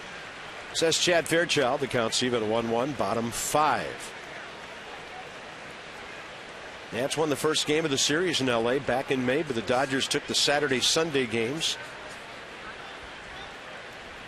Strasburg got jammed, and a 2-hopper with topspin out to Hanley Ramirez for the first out. First half ranks as we're 95 games into the season. Offensively, certainly a disappointment. I mean, you can live with 86 home runs if you're putting hits together. And the pitching has been fine. The fielding has not. The Nats and the Dodgers have the most errors in the league, each team with 67. Davey would like his ball club, obviously, to lock it in here post All-Star break. But the Nats are averaging 3.76 runs per game. That's the team's lowest total since 1991, and trying to find ways to score runs. And I think when you talk about post All-Star break, I refuse to use second half because it's not. We're way beyond that. It's all about the offense and scoring runs. It's not necessarily getting the 241 batting average up. It's about finding ways to produce runs. If you score runs, if the Nats score runs, they're going to win. If they don't, they're not. It's that simple. Span, a little spinner. Hanley Ramirez thought about it with the bare hand. And he was in the process of shutting it down when he dropped the ball. Should be a base hit all the way for the Nats center fielder. Well, that play was made by the threat of the Denard Span bunt. Juan Uribe playing in. That closed down his range and allowed the ball to get in that 5.5 hole for an infield single for Span. Watch how shallow Ramirez is playing, or Uribe, excuse me. 2 steps on the grass. He can't get to that ball. If he's back, he gets to it easy.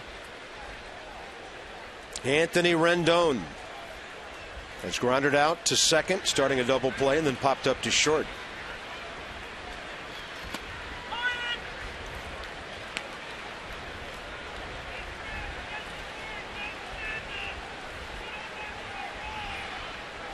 Braves have a couple of run at Chicago. They lead the White Sox top of the third, 2-0.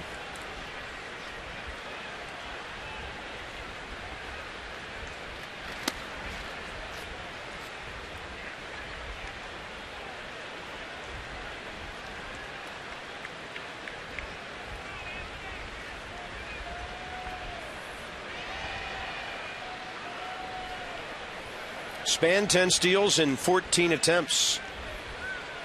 And of course, Rendon loves to go the other way. A lot of room over on that side with Span being held by Gonzalez. That's way inside, 2-1.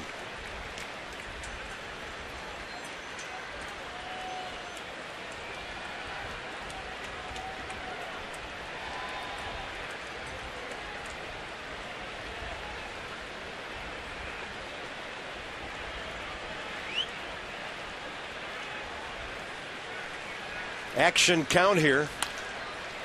And that's going to be another double play ball. Rendon pulling the ball to the shortstop, Ramirez. The Nats not getting it done in situations so far. And it's a 2-1 game into the 6th.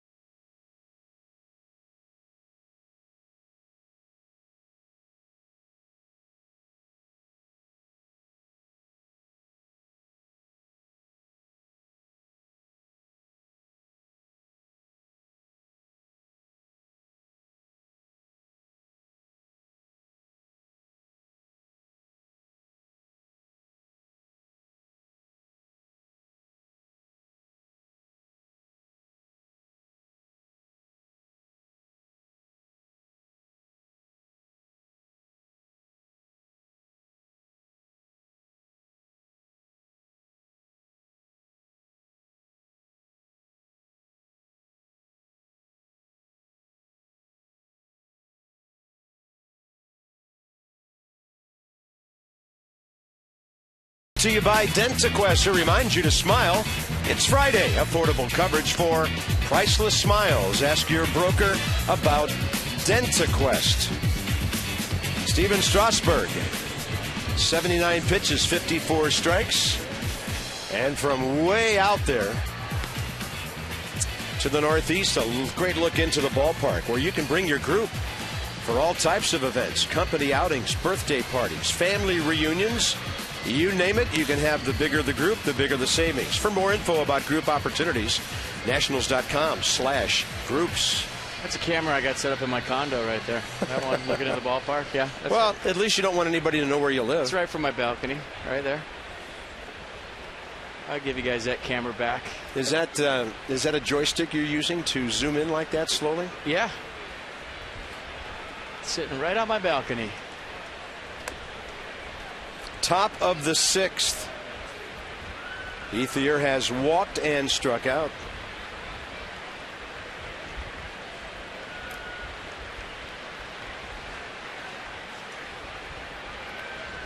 Changeup's been good for Strasburg, especially to Ethier. Yeah, first pitch, unhittable.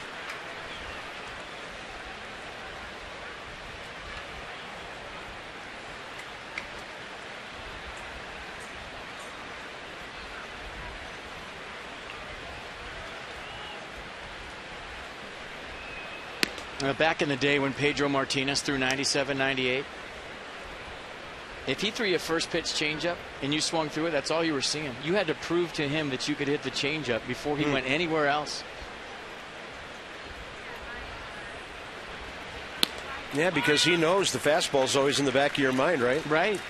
You're saying, well, he throws 97. I don't care if he got me the changeup right there. I got gear up anyways to get that heater. And he would just sit there, and I can't remember the rookie's name, but it was for the Giants in San Francisco. He went 0 for 4 with 4 strikeouts. Saw nothing but changeups all day long. I want to say it was Desi Relaford or. And that was a little guy, a contact guy. Yeah, I went over there the next year, and Charlie Hayes told me, hey, he was a rookie, so we said, Pedro throws 98, gear up, you're going to see heat. He saw 12 changeups in 4 at-bats, 4 3-pitch Cias, never saw a fastball all day. 1 ball and 2 strikes. Strasburg goes fastball, served up the middle, and Ian Desmond is there to grab it.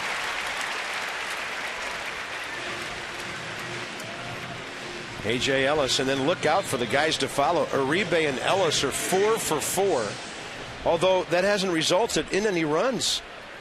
Adrian Gonzalez 2 for 3. His 2-out single in the third preceded the Hanley Ramirez, and I mean blast to right center that got out of here over the scoreboard on a line in a hurry. And Ellis is 0 for 2 with the pair of ground balls, robbed by Ryan Zimmerman last time.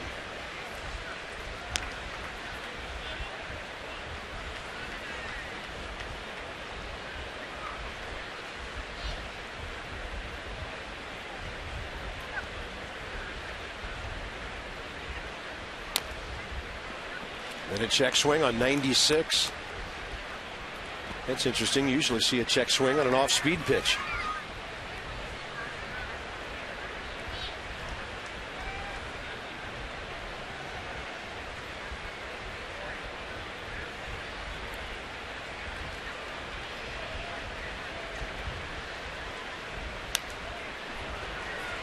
Trying to catch up with 96 on that one.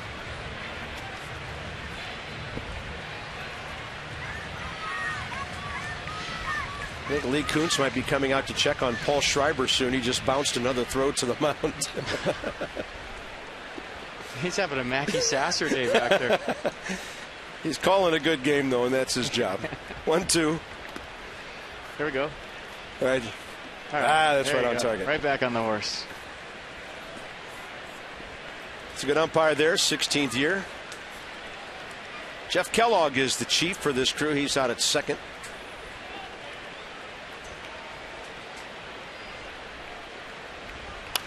Nasty breaking ball. Had the hitter reaching. Desmond scoops it up. Right on target. 7 straight for Strasburg since the back-to-back 4th inning singles by Uribe and Ellis. So nearly flawless for the last couple of innings, and Juan Uribe will step in. You know, routine play right here for Ian Desmond, but watch how he fields this. This is called knowing your runner. Even though it's hit slow, he gets around it, fields it conventional style, shuffle, shuffle, throw, to where if you have a fast runner right there, that's the one where you field on the left, throw on the right, come charge it.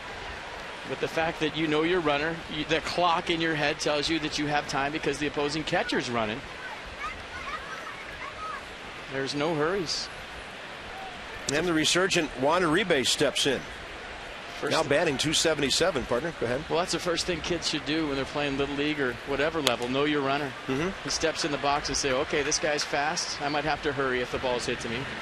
This guy's not so fast. I'm going to have time on a ground ball. So, you know, if you drop it, there's no panic. You got time to get the out.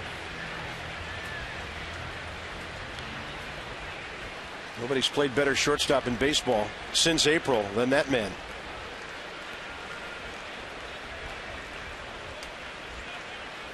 By the way, I saw where Derek Jeter went back on the DL today. Quad strain?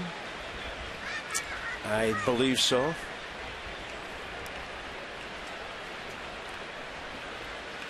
Yankees are 6 back of Boston, but they're in 4th place. Had him all locked up.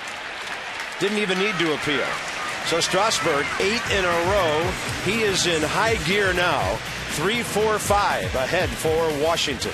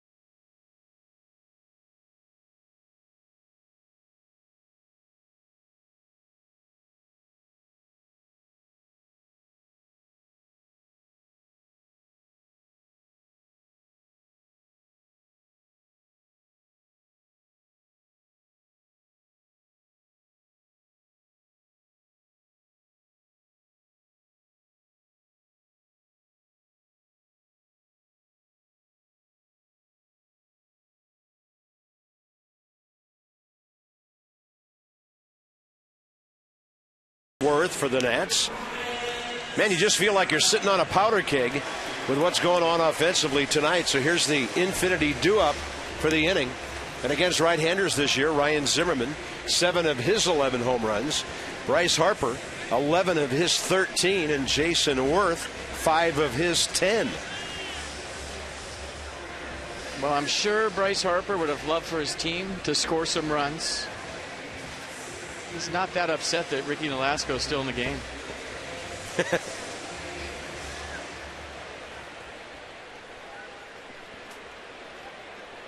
Yeah, 9-pitch inning because of the double play ball. After the span, infield hit in the 5th. Ryan Zimmerman, base hit last time up the middle. He's 1 for 2.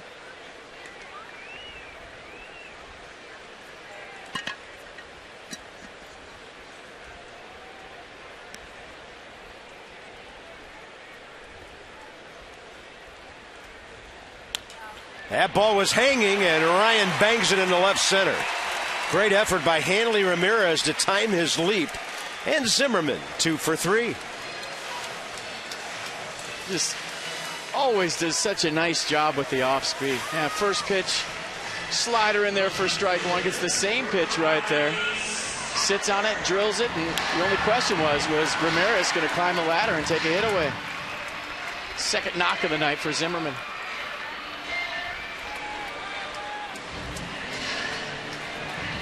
Bryce Harper, 2 for 2. Double right field line. Clean single to right. You think he tries him away right here? Wouldn't you try to adjust somewhere other than inner half? There they go, setting up out there. Tried to go 90 and missed. And that sure changes things when he falls behind.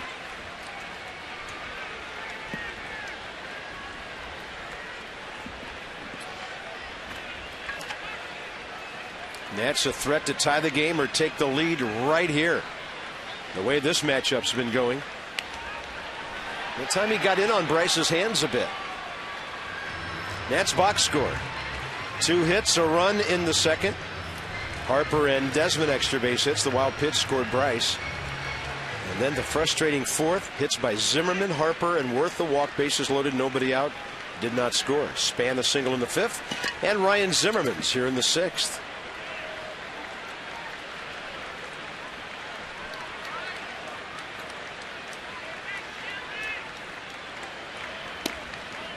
Got a good take by Bryce on 92. It's 2-1. Tried to front hit the bat fastball.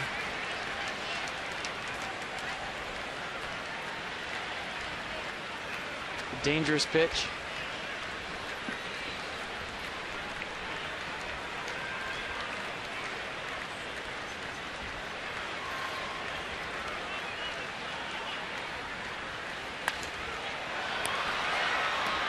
Boy, a big crowd tonight.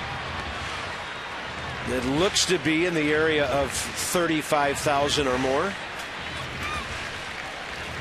Has to be welcomed back home with a big house. Nats are averaging 33,254. That's number 6 out of 15 National League teams. Boy, they were locked and loaded, ready to cheer for something in the 4th. And they're still waiting. They're in the 6th.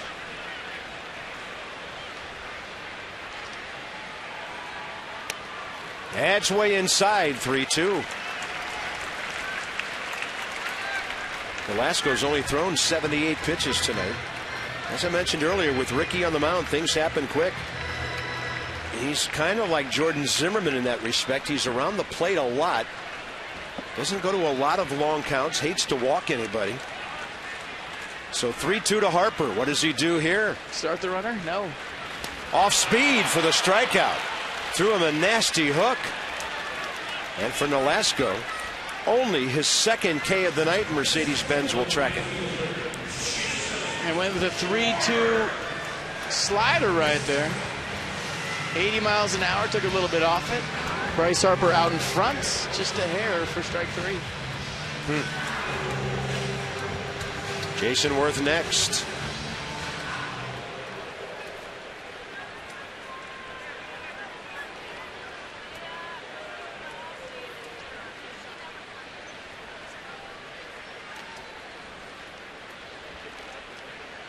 That's a good throw over right there by the Dodgers. If you don't pay attention to Ryan Zimmerman, he'll steal the base.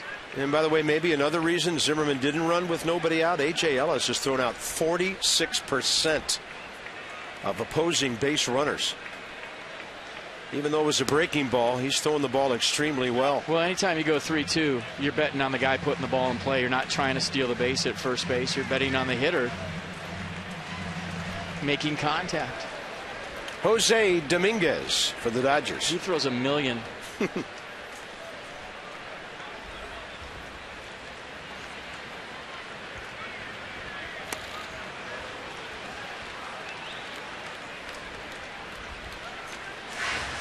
Ricky Nolasco still good movement on his pitches here in the 6th inning. I mean, he's used to the heat and humidity all those years with the Marlins. Came up as part of that unbelievable 06 rookie class they had with Ramirez and Josh Willingham and Mike Jacobs. Josh Johnson was in that group.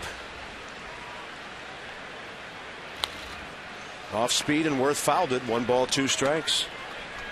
His best season in Florida, 08 when he went 15-8 with a 3.52, 13-9, then 14-9. He'd been under 500 with the Marlins the last 2 years. Twice in his career, he's gone over 200 innings. He's at 130 for the Dodgers if he gets through this 6th. Actually, overall for the season, Marlins and Dodgers.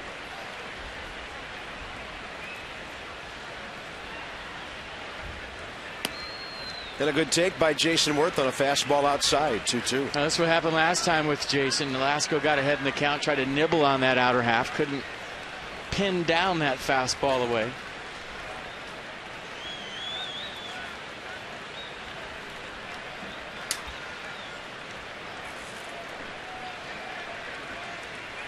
And a 2-2.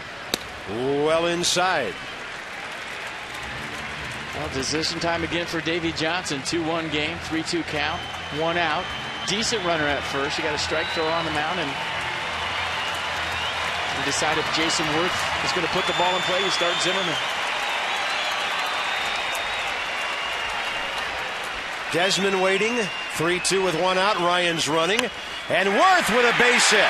In his favorite part of the field, Zimmerman hustling to third. Easily beats the throw of Carl Crawford. Worth executes. Zimmerman runs the base as well.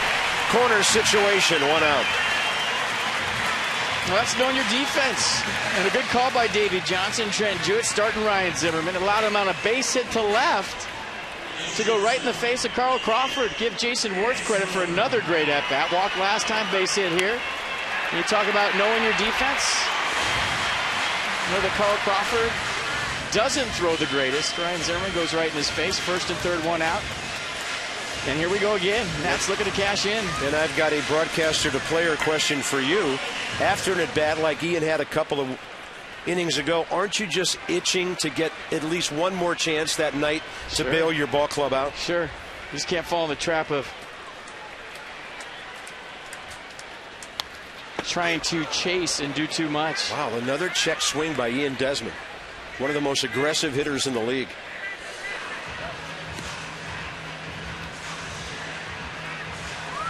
You know, been there in blackjack when you have 20, the dealer flips over a 21, you try to chase it the rest of the night. Same thing. It's a hitter. You just can't be too anxious. You have to let the game come to you in situations like this. Don't force it. He's doubled and grounded out tonight. Target in. Well inside, and Ian takes it. Ball under his hands, 1-1. He's been on 49 RBIs for a while. All the best RBI guys I played with always used to say, in situations like this, the pitcher's the one in trouble, not you.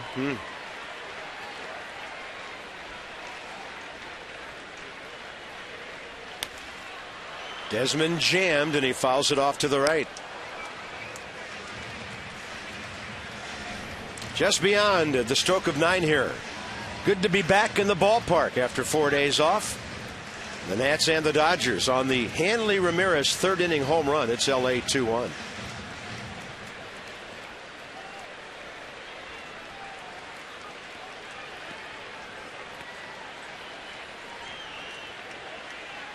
Desmond at the plate on the wild pitch that scored Harper back in the second. So the Nats looking for their first RBI of the night.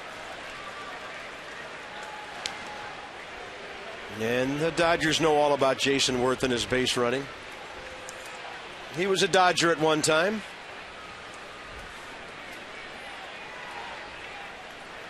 Not his fondest memory of as a major leaguer.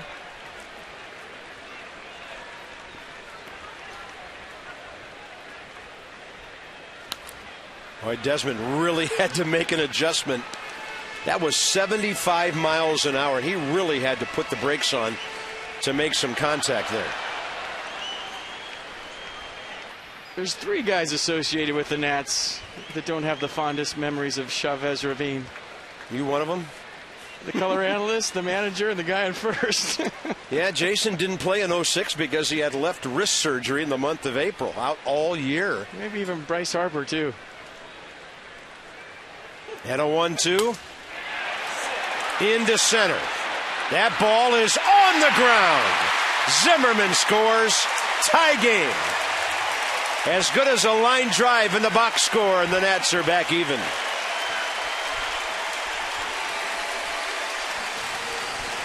And there's RBI number 50.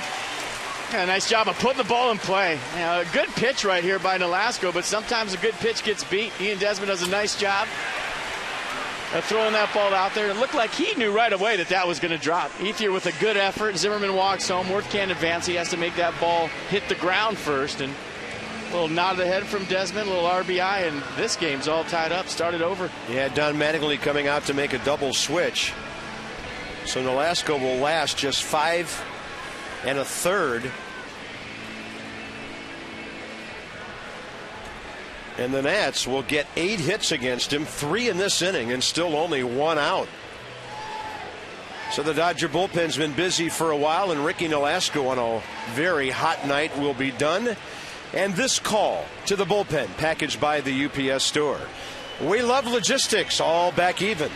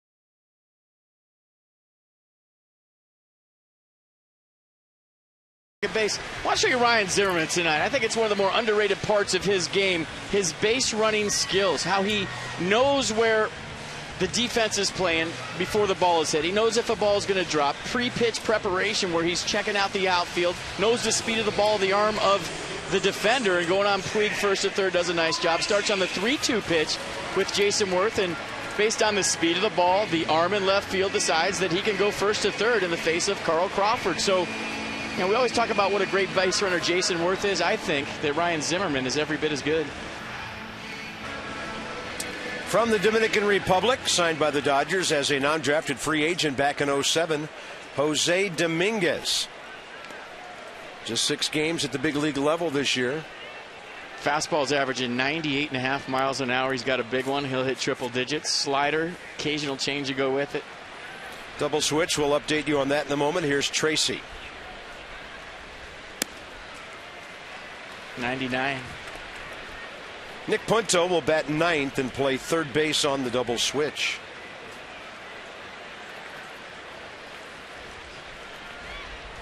Tracy 0 for 2 against Nolasco, who threw 90 pitches, 50 for strikes.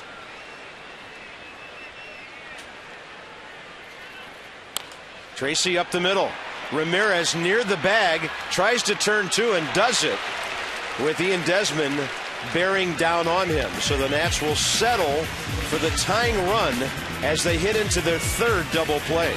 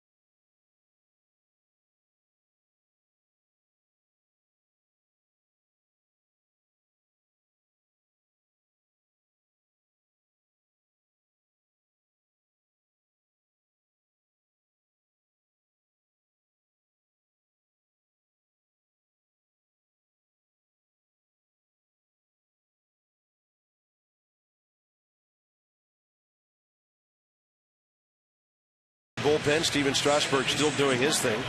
And as I sit here wondering what in the world you did for 4 days without any Nationals games, we focus in on Strasburg and what he's doing. 8 in a row. He's retired 10 of the last 12. Not to be forgotten, the job he's doing tonight. Yeah, did a nice job after that bases loaded, nobody out situation where the Nats didn't score a run, and going back out there and getting his team right back in the dugout. The fastball command, as we thought it would be, a lot better from Steven tonight than it was in Miami. So, tie ball game now. He's hoping that his team gets him another run. He qualified for a win. So what did you do? I laid out, can't you tell? Had a good time. Yeah, All-Star game, a disappointing one for the National League with just 3 hits. But, man, the pitching you see in that game, crazy. And I bet you the guy we're looking at will be right back in that situation next year. Right now, all he's worried about is the top of the 7th.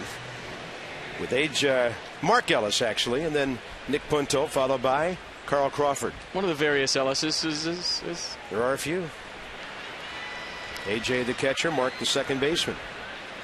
And the latter is 2 for 2. And Strasburg gets ahead with his 94th pitch. Steven is due to bat second in the 7th.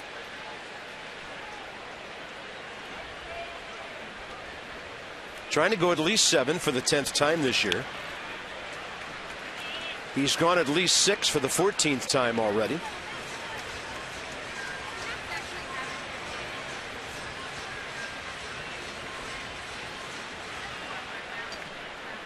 Mark Ellis still playing well at the age of 36. Had a birthday in June. Solid baseball player. Yes, he is. Call him the John Stockton of second baseman. Not flashy, just gets the job done. Good call.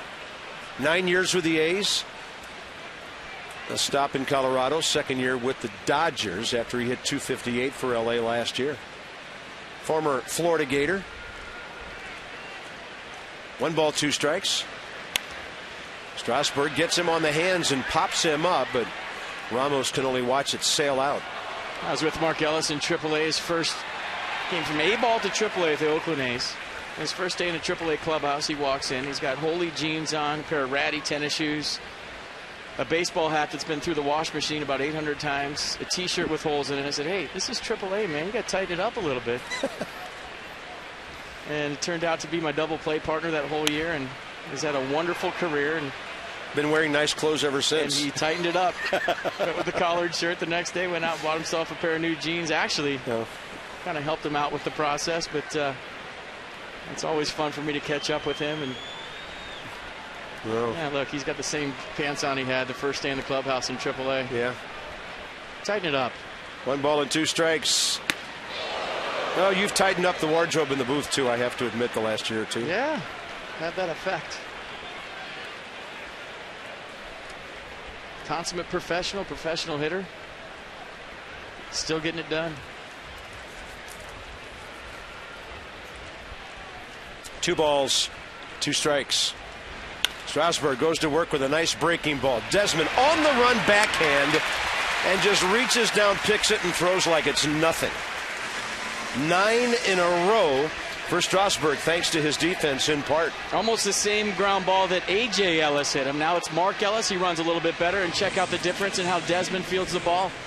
Backhand on the run, throws it on the run because Mark Ellis runs better than A.J. Ellis. So way to know your Ellis is. Yeah, he only got him by about 8 steps there. Here's Nick Punto. Another one of those guys who has stuck around a long time by playing the game the right way. His 13th year. Phillies, Twins, Cardinals, Red Sox, Dodgers. Hit .286 in 22 games after coming over last year. Skies one. Short left center. Here comes Span. He just runs to the spot where he knows it's coming down. 2 outs. The first place Potomac Nationals are back home at Fitzner Stadium for another 4 days. Fireworks, kids eat free, Dollar Monday and Splash Day. See the future Washington Nationals at PotomacNationals.com or 703-590-2311 for ticket information. Real baseball, real close.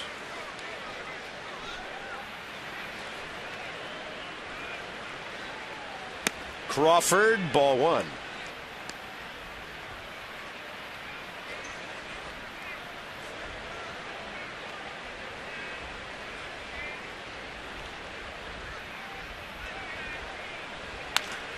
That ball rocked. Rendon right there on a hop. And Steven Strasburg, well, we'll see how Davey plays it. He's due to bat second. Could be around for a while. 7th inning stretch brought to you by Hyundai's Easy Decision event. Visit your Washington area Hyundai dealers this weekend.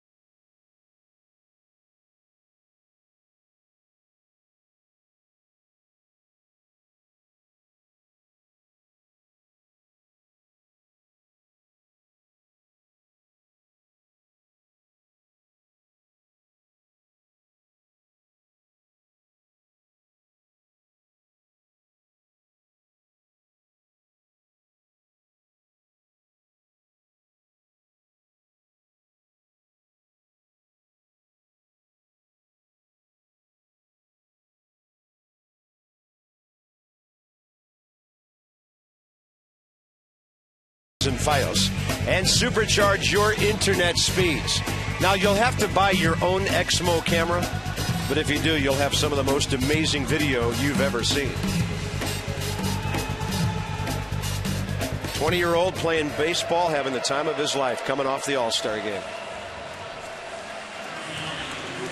I'm pretty sure he's going to win a home run hitting contest before his career's over.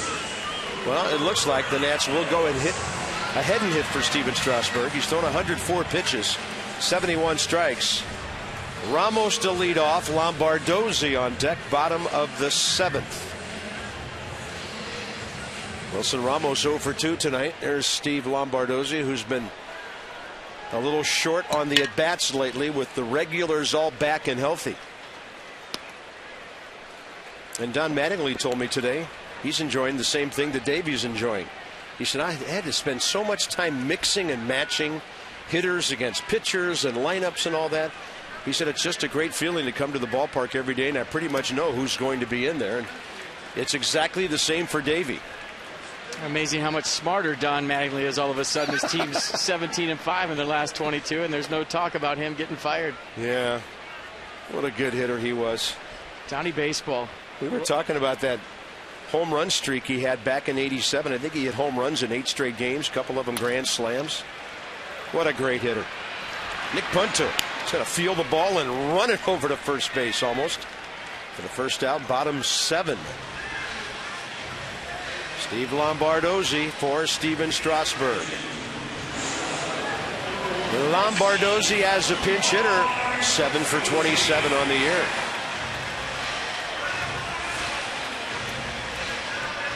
We talked about Ricky Nolasco today, copying Chan Ho Park and Ramon Martinez as some of his favorite Dodger pitchers, and his brother David copying some of the favorite Dodger hitters.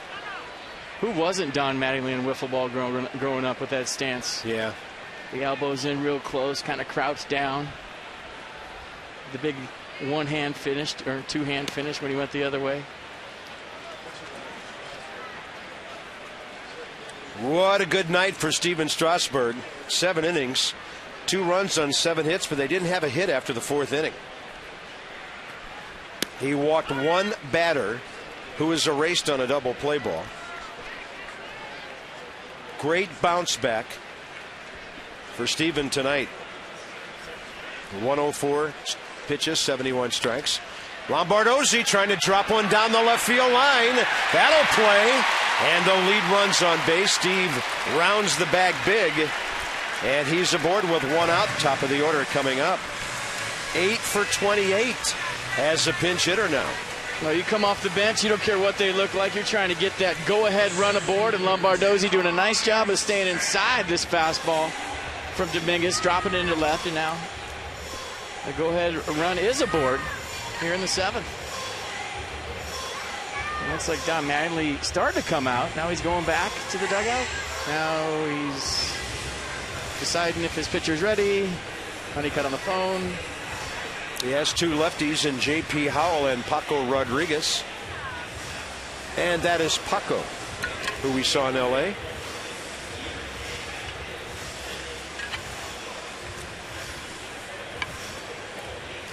Back to the bullpen goes the L.A. manager. He'll bring a left-hander in to face Denard Span. The lead runs aboard here in the 7th inning.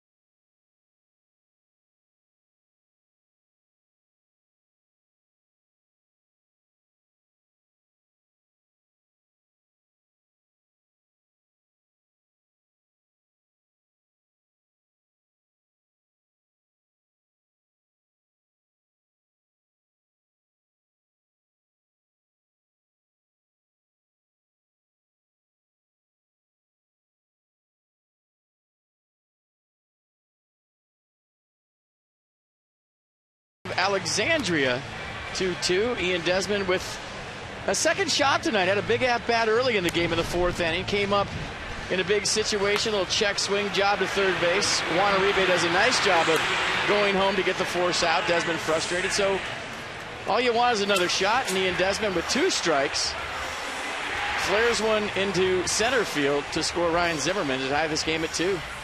It's a beautiful thing. Yeah.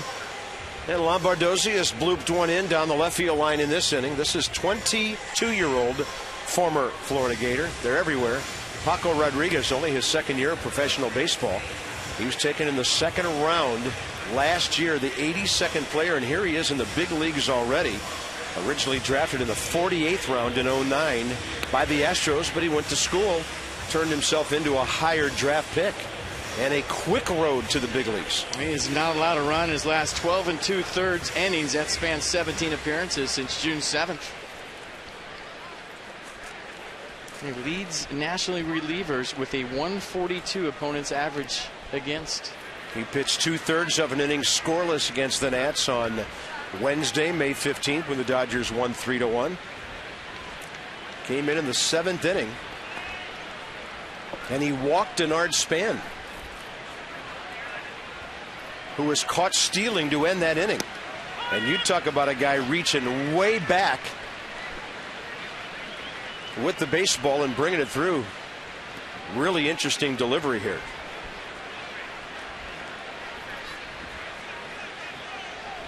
Span's had a good night. 8 inherited runners have scored. And a fake throw, and Lombardozzi just hands on knees looking at him.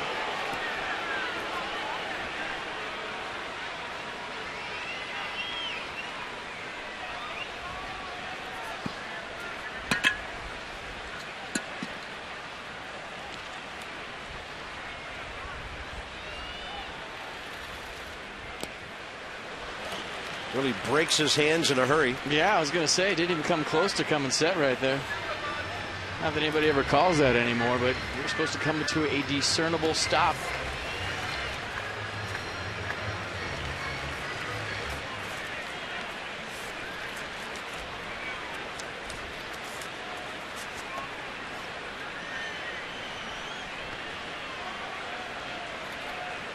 One on, one out, and an 0-2 count, and a quick little jab over to first.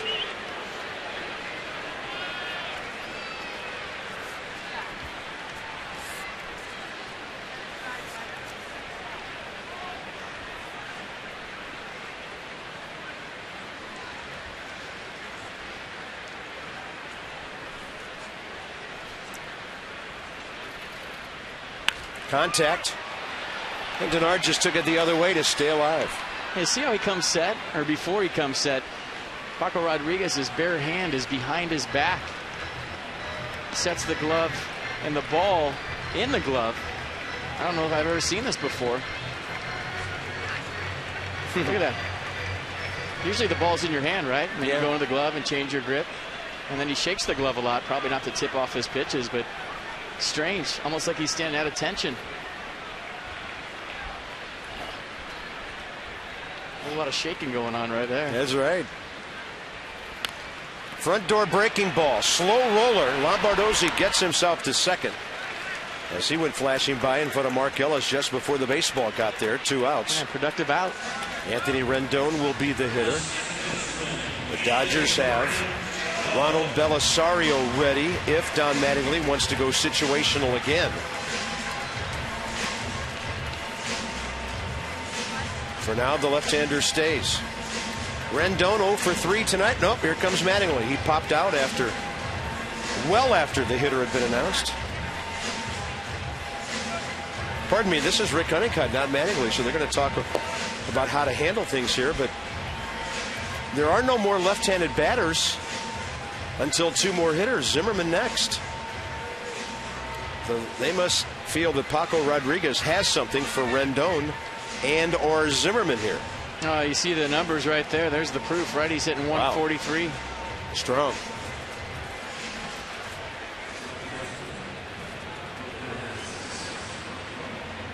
Zimmerman playing right out of his pants tonight. First to third a couple of times. A couple of base hits.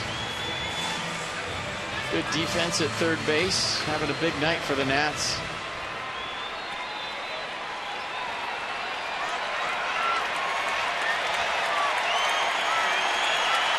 Crowd making some noise. Excuse me, Carver. If you're a Nationals fan, or maybe even in that first base dugout, I think you're okay with this matchup right here, right now. Sure. Well, you're talking about some of the right-handed arms they have.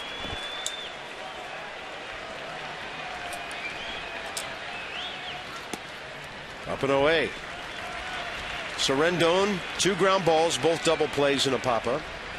Anthony hasn't had too many games this year with an offer. The only hit with a runner in scoring position tonight, Ian Desmond.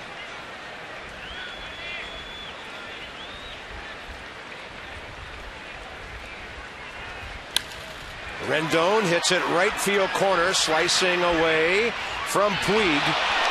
Did he catch that? He's acting like he does, and Chad Fairchild makes the out call. Puig just right up against the wall in a ballpark he's never seen before today. Unbelievable. I thought he had no chance to catch this baseball. Yeah, even he's impressed with that one.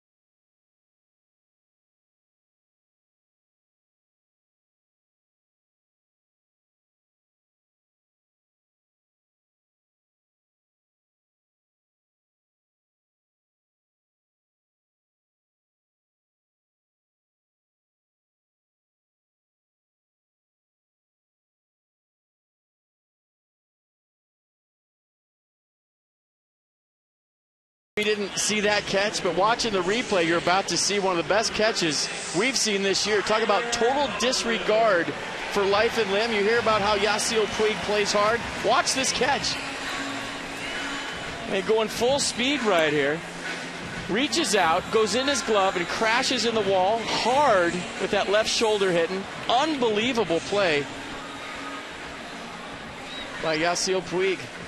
Shows it to the umpire. And on that foul ball, the 7th inning came to a close, and Steven Strasburg will get a no decision tonight. Steve Lombardozzi stays in after the double switch to play second base. So Tyler Clippard, who had an amazing first 95 games or so of the season. I mean, he wasn't in every one of them, but 41 was pretty good with a 1.99 ERA, and the league hitting a .146 against him. 44 strikeouts in 41 innings, and had it maybe not been such a bumper crop year for starters in the league, he might have had another all-star appearance. Make a great play, lead off the inning. Puig, and looked like Clippard pulled out the breaking ball to get that foul. We've noticed Tyler lately is throwing more hooks to right-handers, FP. Yeah. I scratched out Rendon at second base to put Lombardozzi in there, and I wrote Puig. That's how much he's on my brain right now after that play. Wow. I mean, talk about playing hard. That's something.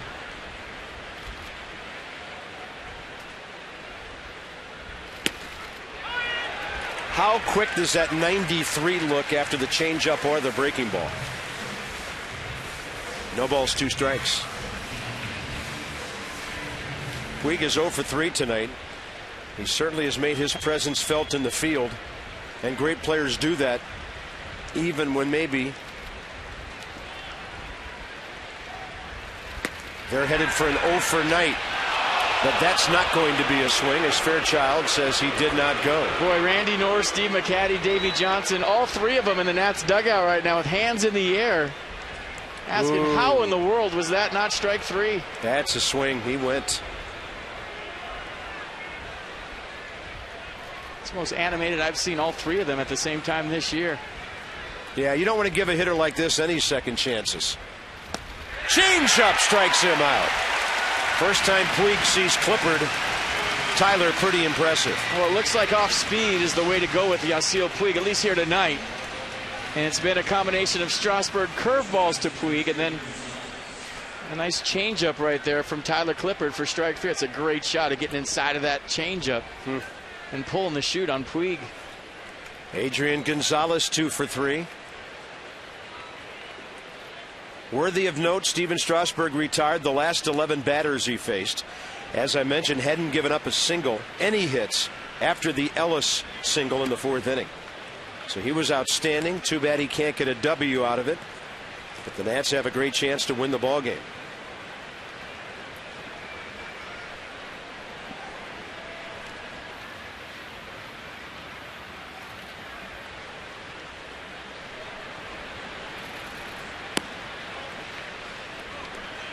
Two and 0. I took a curveball, took a changeup. I'll tell you, he's sitting dead red.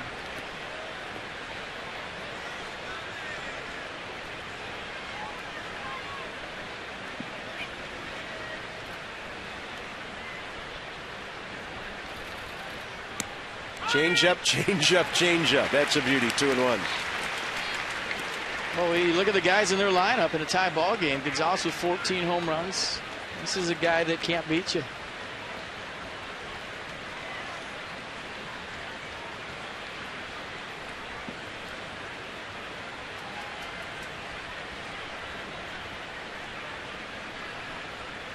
Then he goes fastball. And it's just got to be so tough to catch up with after you've seen 80 or 81. Well, it's more about the location than the change of speeds right here at Gonzalez. He's sitting fastball the whole time, but watch the location of the 93 on the blackaway. Paint right there from Tyler Clippard. Perfect fastball.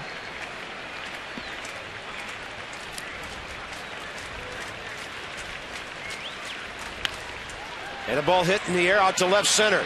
Closing on it, Bryce Harper. He slides and grabs it. 2 outs. Only man who could reach that one. There's Harper's homies out there in left field appreciating the play for Bryce Harper just made. You're playing no doubles right here. Got a guy with pop, so you're playing deep to begin with. Got jammed right there, and Bryce Harper flying in to make the slide and catch. Nice play. I think Tyler Clippard, yeah, enjoyed that. Yeah, now he's got a tough job. 1 for 3 with a 2-run homer. Hanley Ramirez. First pitch, slider.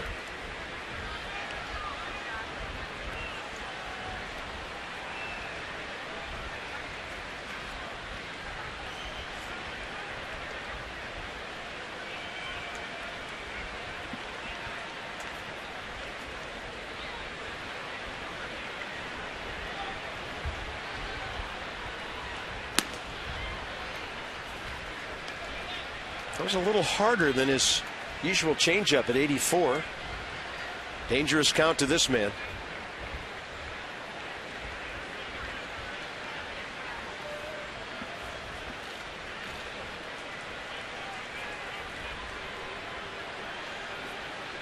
No 2-0 changeup. Yeah. Even though there's a left-handed batter on deck, I think Tyler Clippard's content to do that to Hanley Ramirez, try to get him out. If he walked him, he'll take his chances with that changeup on Andre Ethier.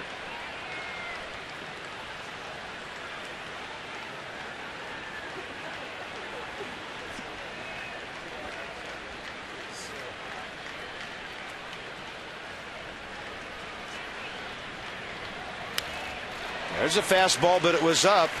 And the count's even, 2-2. Well, got a pitch, had a hack, fouled it straight back. The boys are back. Grown-ups now playing in theaters.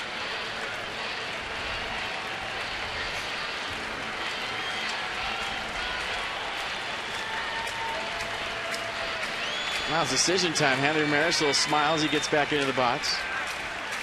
Trying to think, is he going fastball right here? You can pull the string on the changeup. Have to respect 93, adjust to everything else.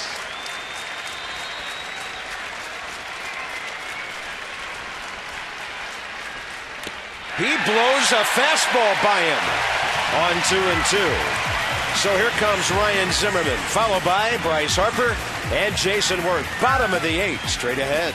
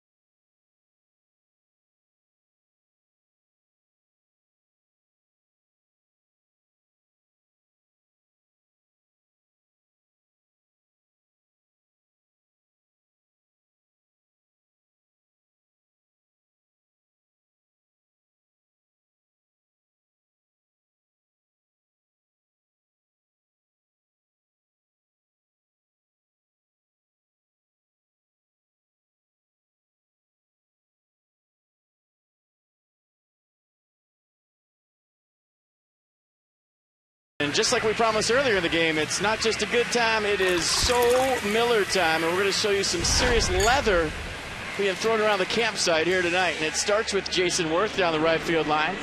Going into the stands, nice play right there, Jason Worth. And how about Yasiel Puig with a missile from the Navy yard, right on the money, but Bryce Harper beats it, apparently.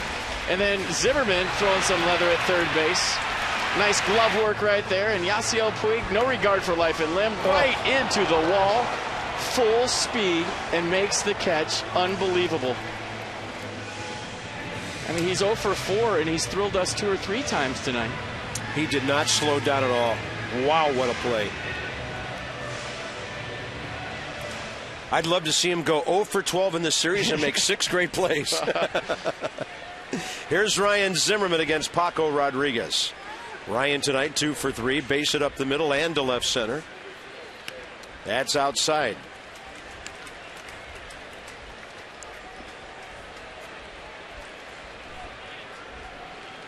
Scored the Nats' tying run in the 6th after leading off with a base hit, as Desmond brought him in with that one-out flare.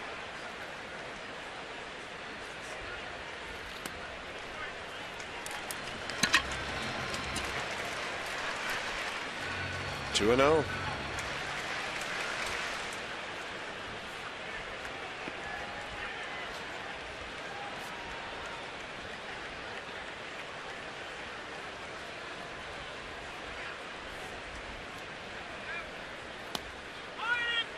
It's hard to convey in words the relaxation that you have as a hitter when you step in the box your 4th time and you have 2 hits already. And regardless of the score, the situation, when you get 2 knocks under your belt, you're nice and loose, you're relaxed, and you're seeing the ball big.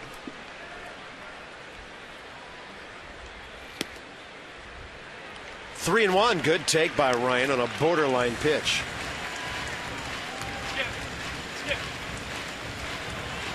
Well, you would think Rodriguez in for at least the first 2 hitters here. And then right-handers, Worth, and if it gets that far, Desmond.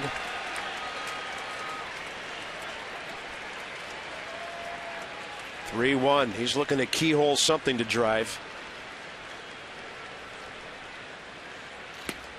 He'll take it in there, 88. Well, he wanted that pitch closer to him so he could turn on it.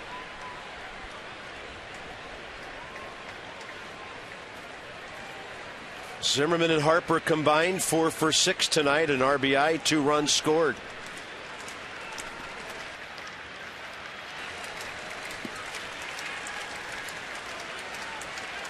Target outside edge. Zimmerman hits it sharply. Hanley Ramirez gets behind it. First out, bottom of the 8th. MLB.TV celebrating 11 years. Catch all of the second half action, or as we like to call it, the season after the break. Every out-of-market game live online on more than 350 mobile and connected devices. Visit MLB.TV today. Baseball everywhere.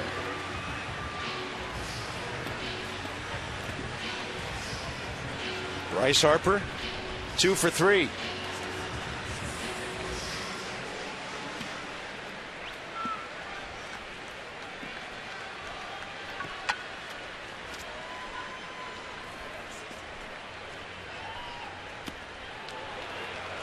But when you talk about getting off on the right foot post All-Star break against a team that's won 17 of their last 22, tie ball game, bottom of the 8th. And Nats are 16-12 in one-run games this year. That's second best in the National League. These are the games that Davey Johnson would love to have out of the All-Star break to get off on the right foot.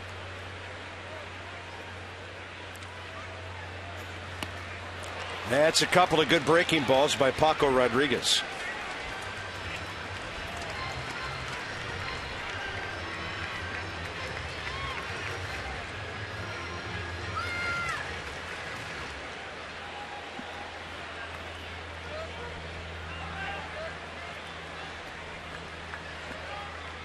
Target away.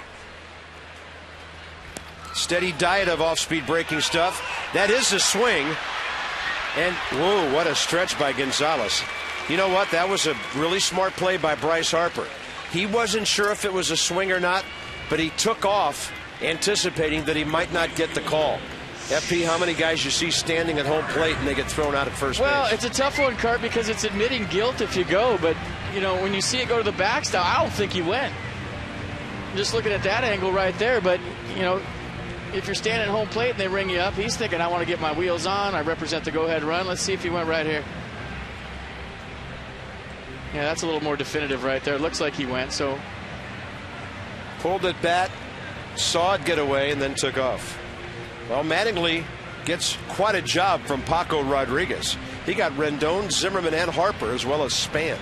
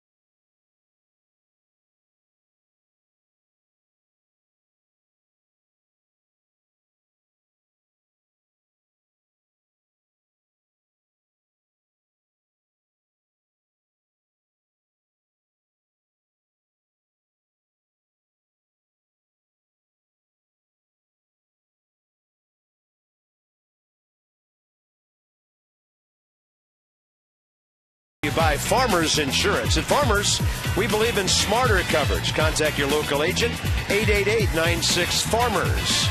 And by 5-Hour Energy Shots. The Potomac looking awfully inviting tonight. Really? Strong currents, though. I'll take the tidal basin. I've never thought that once. Skip Schumacher on a double switch will take over in right field. So he should be batting 7th. And the new pitcher, Ronald Belisario, would be batting 2nd.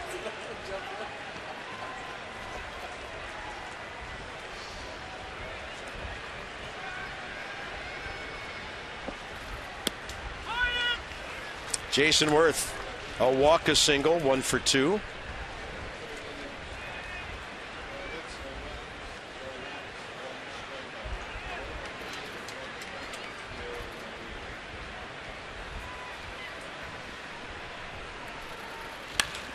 Breaking ball up. Worth hammers it right center. Skip Schumacher, who just came in. He will grab it. And the Nats against 2 pitchers go 1, 2, 3.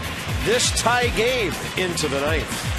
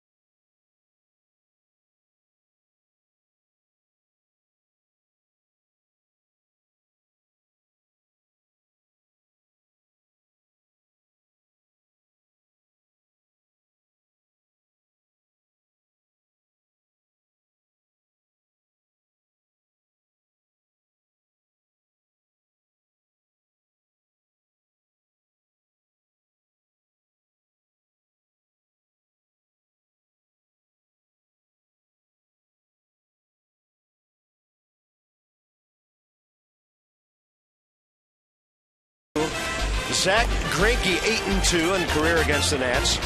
3-0 with a 1.86 ERA. He's been tough. Gio has been great lately. He's won 4 in a row with a 2 ERA. He's 7-3 with a 3.03 for the season. We'll get you going at 6:30 Nats Extra. FP and I join you from the booth at 7. First pitch tomorrow night, 7:05. 2-2 ball game now. And for the Dodgers against Rafael Soriano, Ethier, Ellis, and Schumacher. Toyota K's for Kids. Strasburg, 6 strikeouts tonight. Tyler Clippard a couple.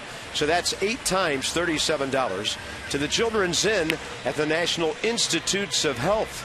Thanks to our D.C. area Toyota dealers. Toyota K's for Kids.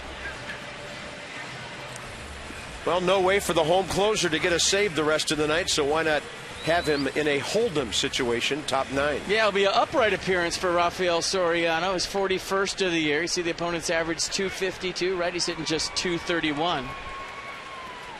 And we talk about it all the time. If it's a save opportunity, he bends over down low and starts out of that kind of sprinter stance. And when it's not, stands straight upright and just winds up. And this is not a save opportunity. Andre Ethier 0 for 2 with a walk.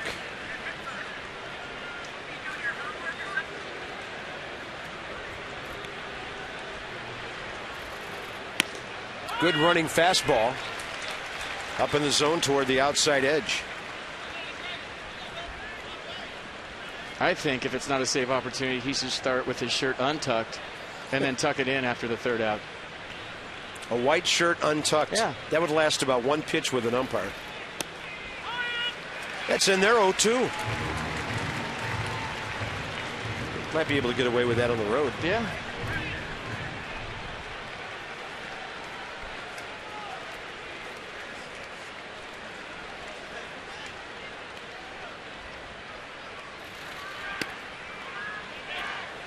And Don Mattingly's bullpen matching up with Davey Johnson's pretty well right here. Nobody giving up anything. He got 5 outs out of Paco Rodriguez against some right-handed batters as well. Clipper to 1-2-3/8, striking out 2. And now Soriano trying to get this thing tied into the bottom of the 9th.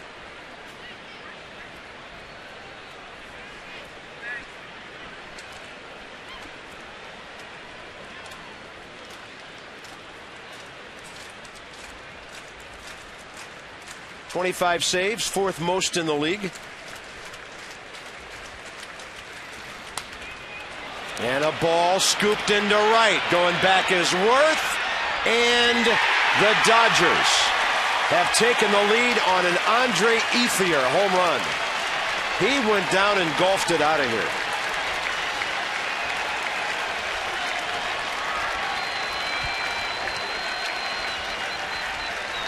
Well, you flirt with that inner half of the plate late, it can cost you. And right there, Soriano goes with the slider in. Probably tried to bounce it, but right onto the barrel of Andre Ethier. You see Wilson Ramos going to scoop that ball up, and on a warm night, a high fly ball carries out of here and gives the Dodgers a 3-2 lead.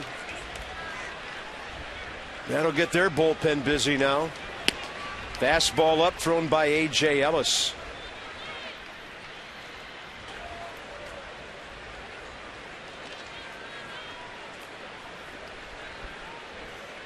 Dodger catcher 0 for 3 with 3 ground balls.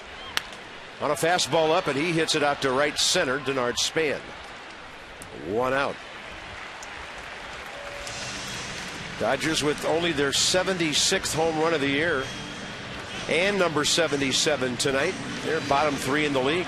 This copyrighted broadcast presented by authority of the Washington Nationals Baseball Club and may not be reproduced or retransmitted in any form. And the accounts and descriptions of this game may not be disseminated without the express written consent of the Washington Nationals.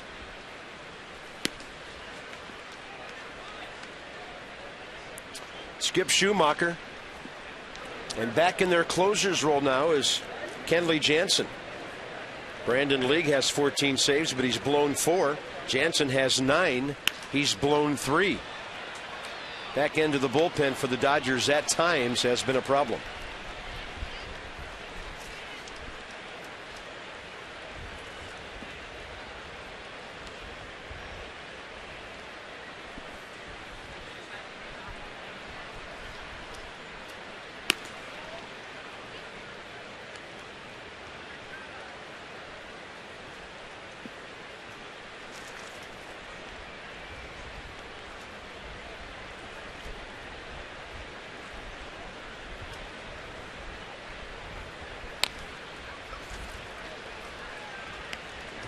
Braves in the 7th inning, leading 5-2 at Chicago. Phillies still winning big at New York.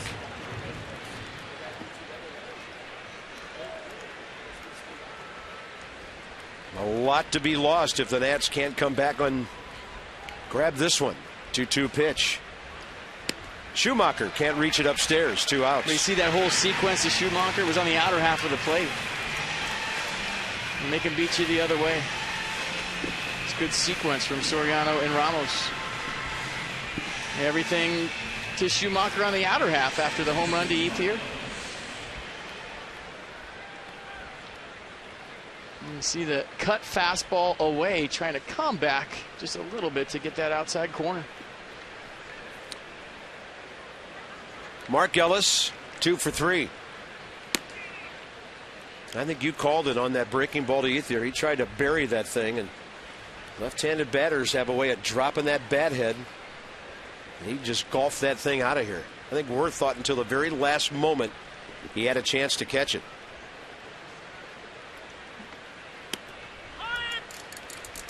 But down and into lefties. It's a danger zone.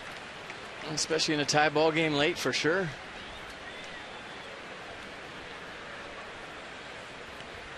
We talked about that with Papelbon against Tracy in Philly a couple weeks ago.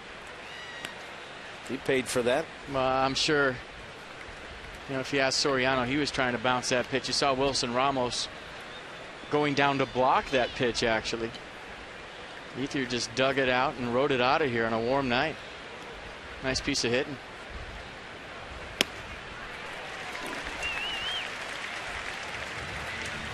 2 balls, 2 strikes.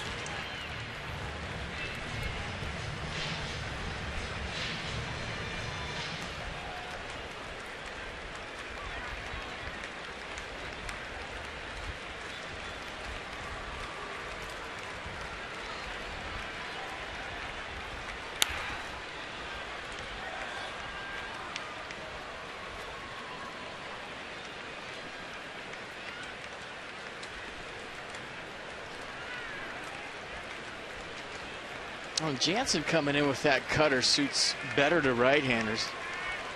I always say that cutter breaks away from a righty. It's easier to get the barrel on the baseball. So 2 righties due up in the bottom of the 9th for the Nats, Desmond and Ramos. Tracy in between. I've seen managers against Mariano Rivera pinch hit right-handers for left-handers.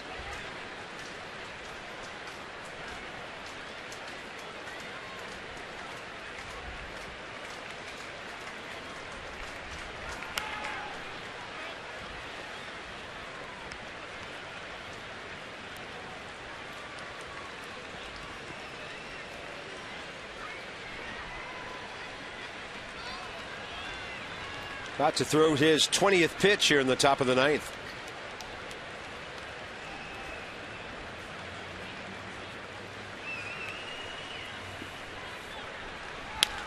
And a ball out to center.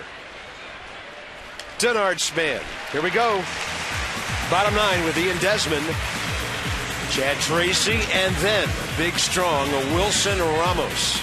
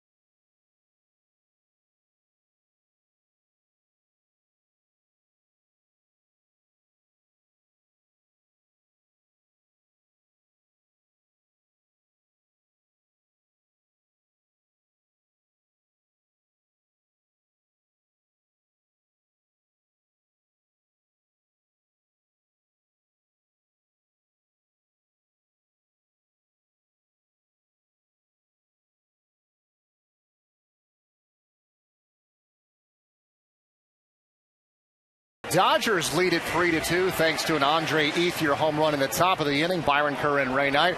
Just around the corner, Nats Extra post-game show. Steven Strasburg hung in there tonight, Ray. A tough one for Soriano there, but what a battle to start the second half of the season. Very well played game. A couple of double plays by the Nationals, first to third situations a couple of times, and just a well-pitched ball game. Hanley's home run was a ball that was on the black, knee high, and he hit it to right field, and then that ball right there was in an area you don't want to go to. They've talked about FP and Bob both, but you want to eliminate that power zone, and you know the Ethier can go down and get that ball down and in as well as anybody in this league, and he just didn't get it where he wanted to. I'm sure he wanted to bounce it and didn't bounce it, and barely got out of the ballpark. But, hey, we've got 3 outs right here and need to capitalize and start this second half off with a bang. Nationals, Ian Desmond hopes to get it off certainly here in the bottom of the 9th, but boy, what an at-bat that was for Andre Ethier, Bob and FP, against Soriano. Yeah, went down and got it. And Andre Ethier, who doesn't hit a lot of home runs, only 6 on the year, coming up big with a big-time blast. Yeah, why don't we make it our Kia Drive of the Game, brought to you by Kia. Visit Kia.com to learn why Kia is one of the fastest-growing car brands in America. You saw Ramos right there shuffling over to block that, and the ball just gets out of Nats Park to put the Dodgers up 3-2. And when you've won 17 on your last 22, they all just get out. And the Dodgers are 18-4 recently in the games pitched by Kenley Jansen. Scoreless relief, 19 of his last 22 times out.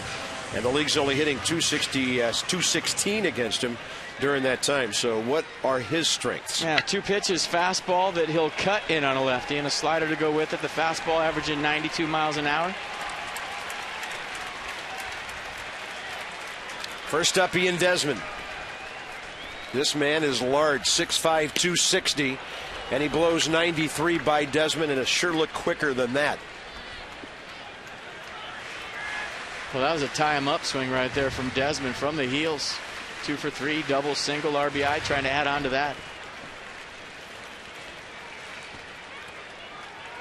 Desmond 2 for 3 tonight, double, single.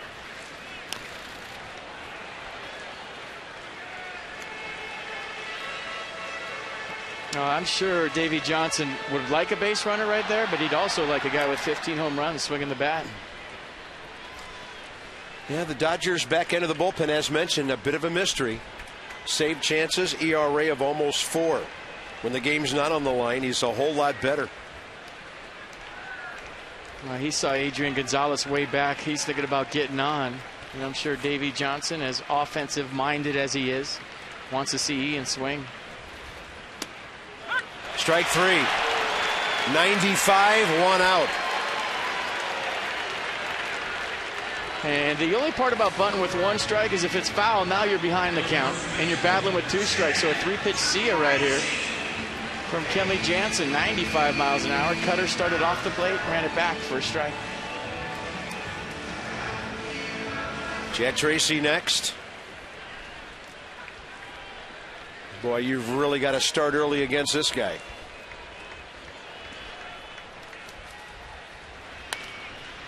That's a ground ball to Ellis. Nats are down to their final out with Wilson Ramos. And the Dodgers try to beat the Nats for the 3rd time in 4 tries this year. Great pitching matchup tomorrow night. Gio goes against Zach Greinke. And then Jordan Zimmerman and Clayton Kershaw in a Cy Young caliber matchup on Sunday. Yeah, marquee matchup in baseball. All the pitching matchups in this series good. You know, if Wilson Ramos doesn't do anything big right here, it's all you need to do is go back to that 4th inning with the bases loaded, nobody out. That was a ball game. Ramos 0 for 3 at 3 ground balls.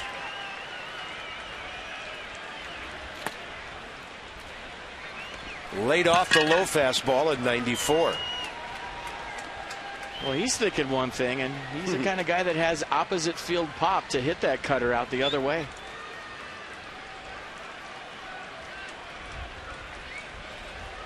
Get something out and over the plate, he can hit one just like Ramirez did.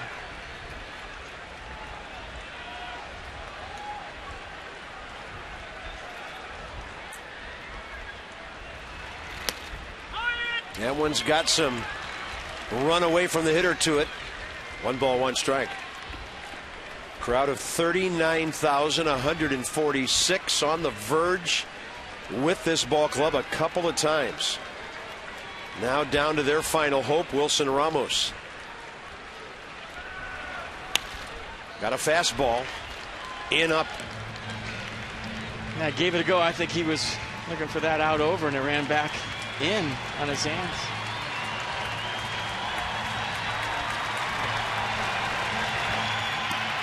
Dodgers trying to get over 500.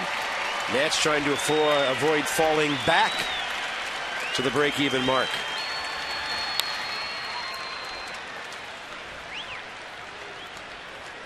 He's getting some good hacks in.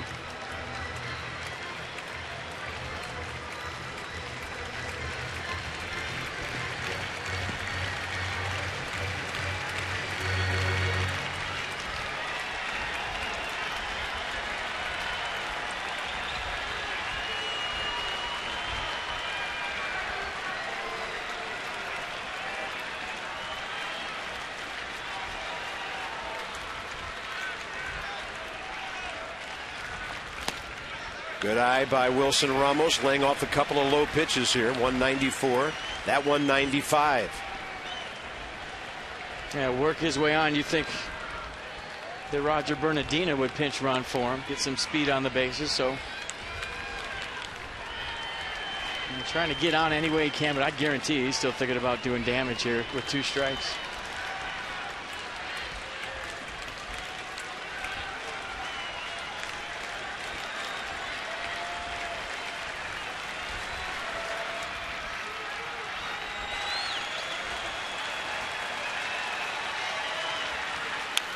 Ramos reaching. Good job of staying alive here. 2 quick outs, then he was behind in the count. I'm going to live to fight another pitch.